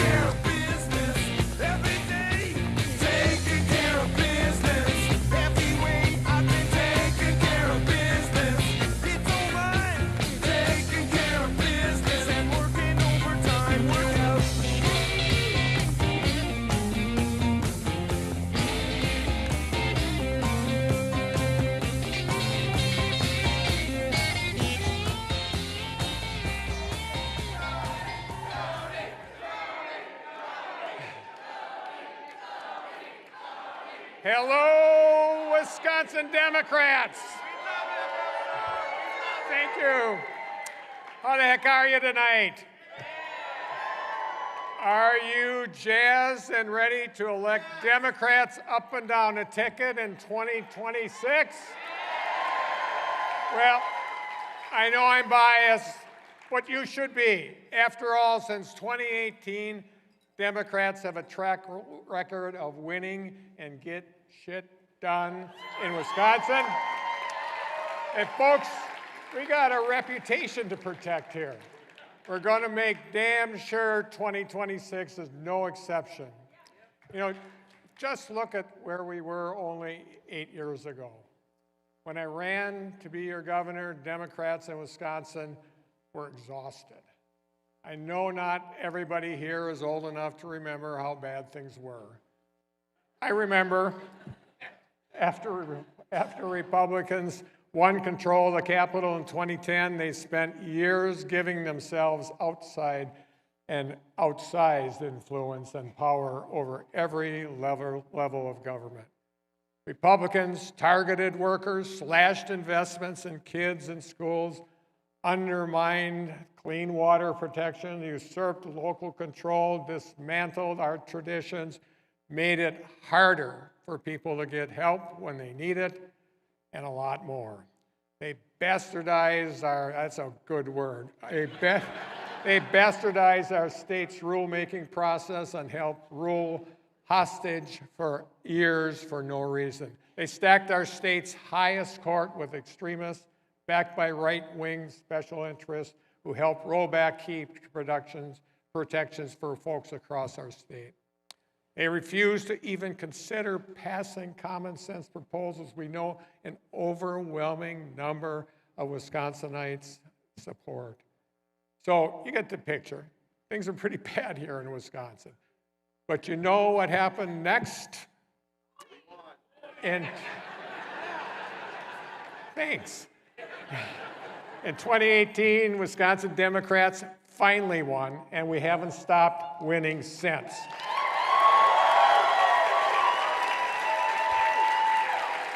So let's just take a look what we've been able to do together, because we did. More than 410,000 Wisconsin homes and businesses will have access to new and improved high-speed internet. Generations of our kids will grow up rooting for the Brewers because we kept them in Wisconsin. More than 900 bills signed into a law, over 97% of which were passed with bipartisan support. We saved Milwaukee from going bankrupt. We secured the largest increase to our UW system in nearly 20 years and the largest state investment in workforce housing in Wisconsin state history. We delivered on my promise to increase shared revenue payments to our communities, providing a 20% increase for municipalities across our state. We made childcare more affordable for working families. We helped 127,000 workers get career and skills training. We shattered records in apprenticeships and created new pathways for Wisconsin workers. We got Wisconsin through the worst public health emergency in a century and the worst economic crisis in a decade. Unemployment hit the lowest it's ever been. Wages are up nearly 26% since I took office. And does anybody else remember those Scott holes we used to have? Not anymore. I promised I'd fix the damn roads when I ran for governor, and I meant it. Every year as governor, I've literally gone out on pothole patrol to fix the damn roads my damn self. And we delivered the largest investment in local roads in state history. We improved 9,600 miles of highway and fixed more than 2,400 bridges. We also worked hard to reverse years of Republican cuts to K through 12 schools. We secured an additional more than $2.3 billion for our K through 12 kids and schools in my budgets. The nearly $1.4 billion in spendable revenue we approved last year alone included a net categorical aid increase that was 5 times, not 4 times, not 3 times, 5 times larger than the last state budget. We also paid off $3 billion of the state's debt, saving taxpayers more than $600 million. And after 30 consecutive years of deficits, we ended every single fiscal year I've been governor in the black.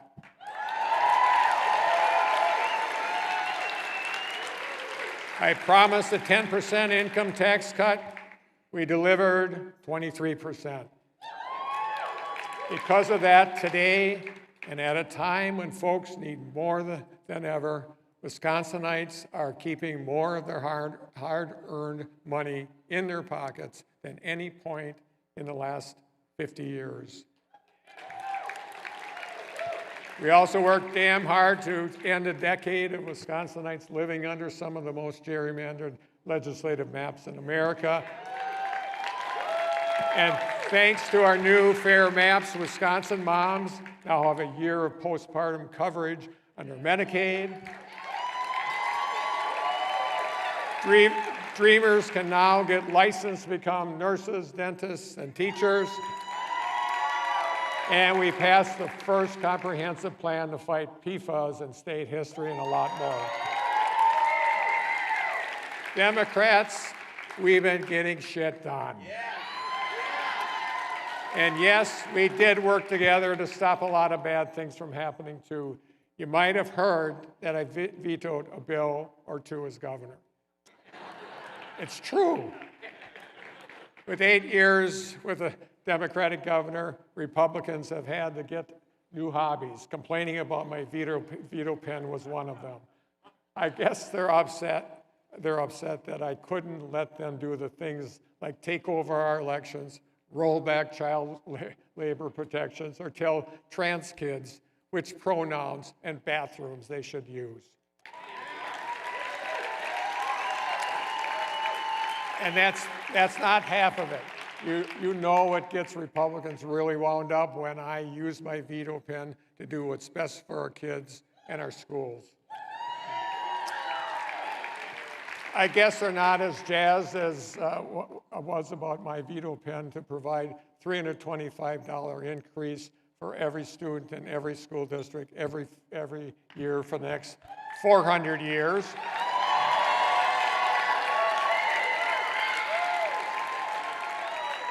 You know, I might not be around then, but Republicans will probably still be complaining about it in 24, 25. So let me know. And by the way, let's get something straight. My 400-year veto isn't an automatic property tax increase, folks. And I know that because that's not how the school funding system works in Wisconsin. Republicans have rejected over $7 billion for K-12 schools that are requested over the last 4 state budgets. Property taxes in Wisconsin are going up because Republicans have failed to ensure the state meets its constitutional obligation to fund our public schools, period. Now, I say all of this, Democrats, not just so that we can pat ourselves on the back, although we should do that too. We've done so much good work together, and we have so much to celebrate. Our hard work over these last 8 years is why we're best positioned to win this November. But I also mention these accomplishments because it's all on the line this November. I want everyone to think about all our hard work and all of the progress we've made. That's what's at stake this fall. You may have heard of a guy named Tom Tiffany, right? Or maybe you haven't, but we can't all be the most popular elected official in the state.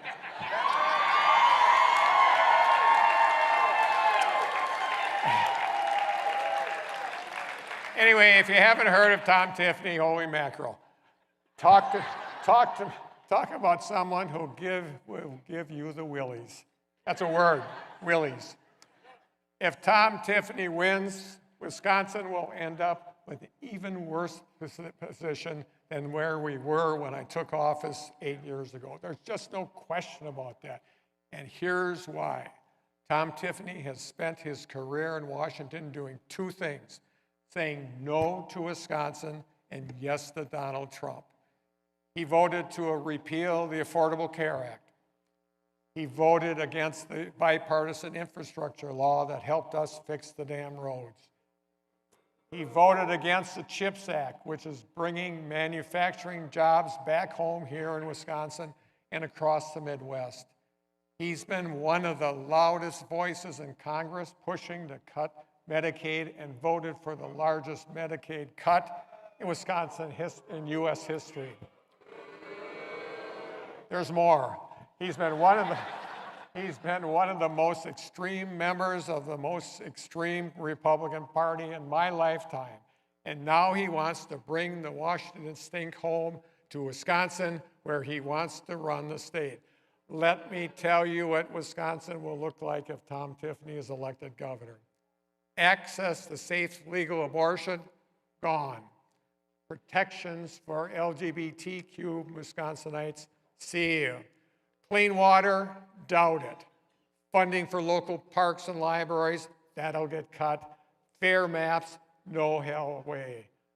In fact, he will sign maps that will rig Wisconsin for Wisconsinites again, especially if his boss Donald Trump asks him to do that. All progress we've made on increasing school funding, improving access to childcare, fixing our roads, rebuilding our economy from the bottom up, all of this is on the line if Tom Tiffany makes it to the East Wing. We cannot let this happen, folks.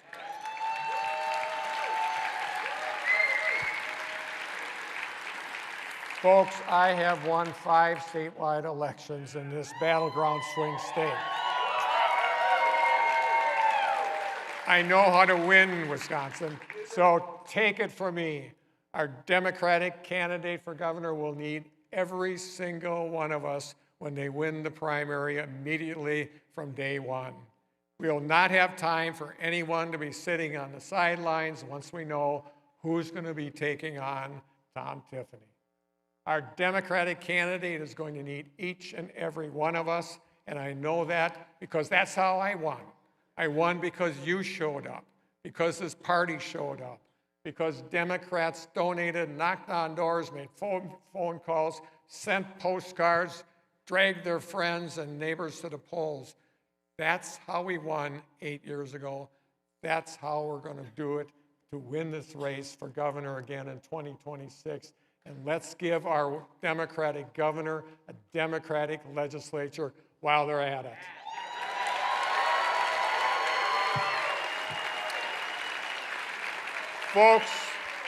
Folks, we've accomplished so much over the last 8 years, and I know we're going to keep working to get good things done in the days, weeks, months, and years ahead.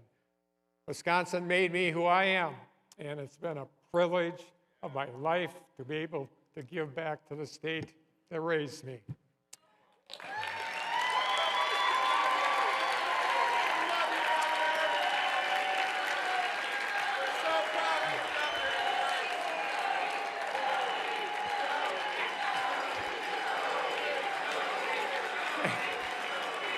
Thank you. Thank you. You know, and if governor has been the vanilla soft serve, then you know that leading the Democratic Party of Wisconsin during some of the best years of our state's party's history has been the cherry on top. And that's because of all of you. Over the last 8 years, you've always shown up for me, always supported me and my administration's work, and you've always had our backs. You've welcomed me into your homes, your businesses, your party offices, your barn parties, your phone banks, and every place in between. From the bottom of my heart, thank you for everything. I'm so...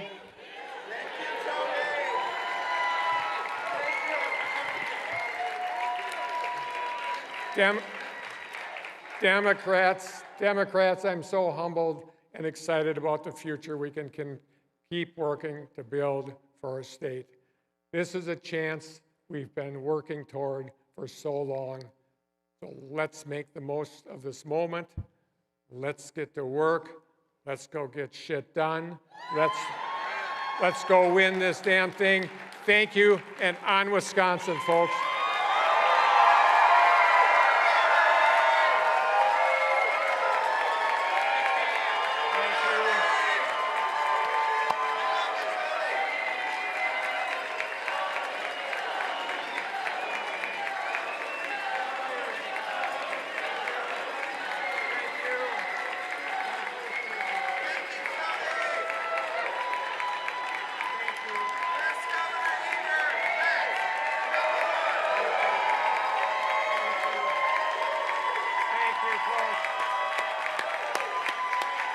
Thank you.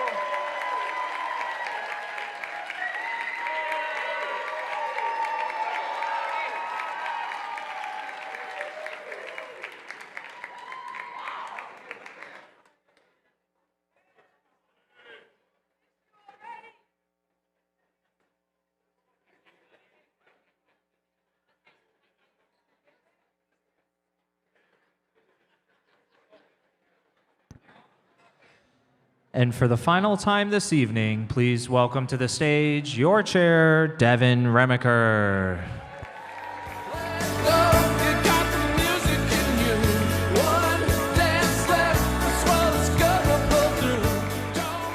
All right. You know, I can't top anything the governor just shared. What an impressive track record and legacy he's leaving the state. And before he's out of earshot, let's give him one last round of applause.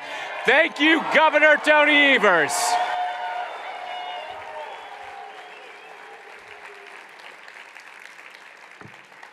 And sometimes less is more. So in the words of Governor Tony Evers, let's get shit done. I gavel out tonight's session of the convention. Enjoy the hospitality suites. We will see you tomorrow morning. Thank you all.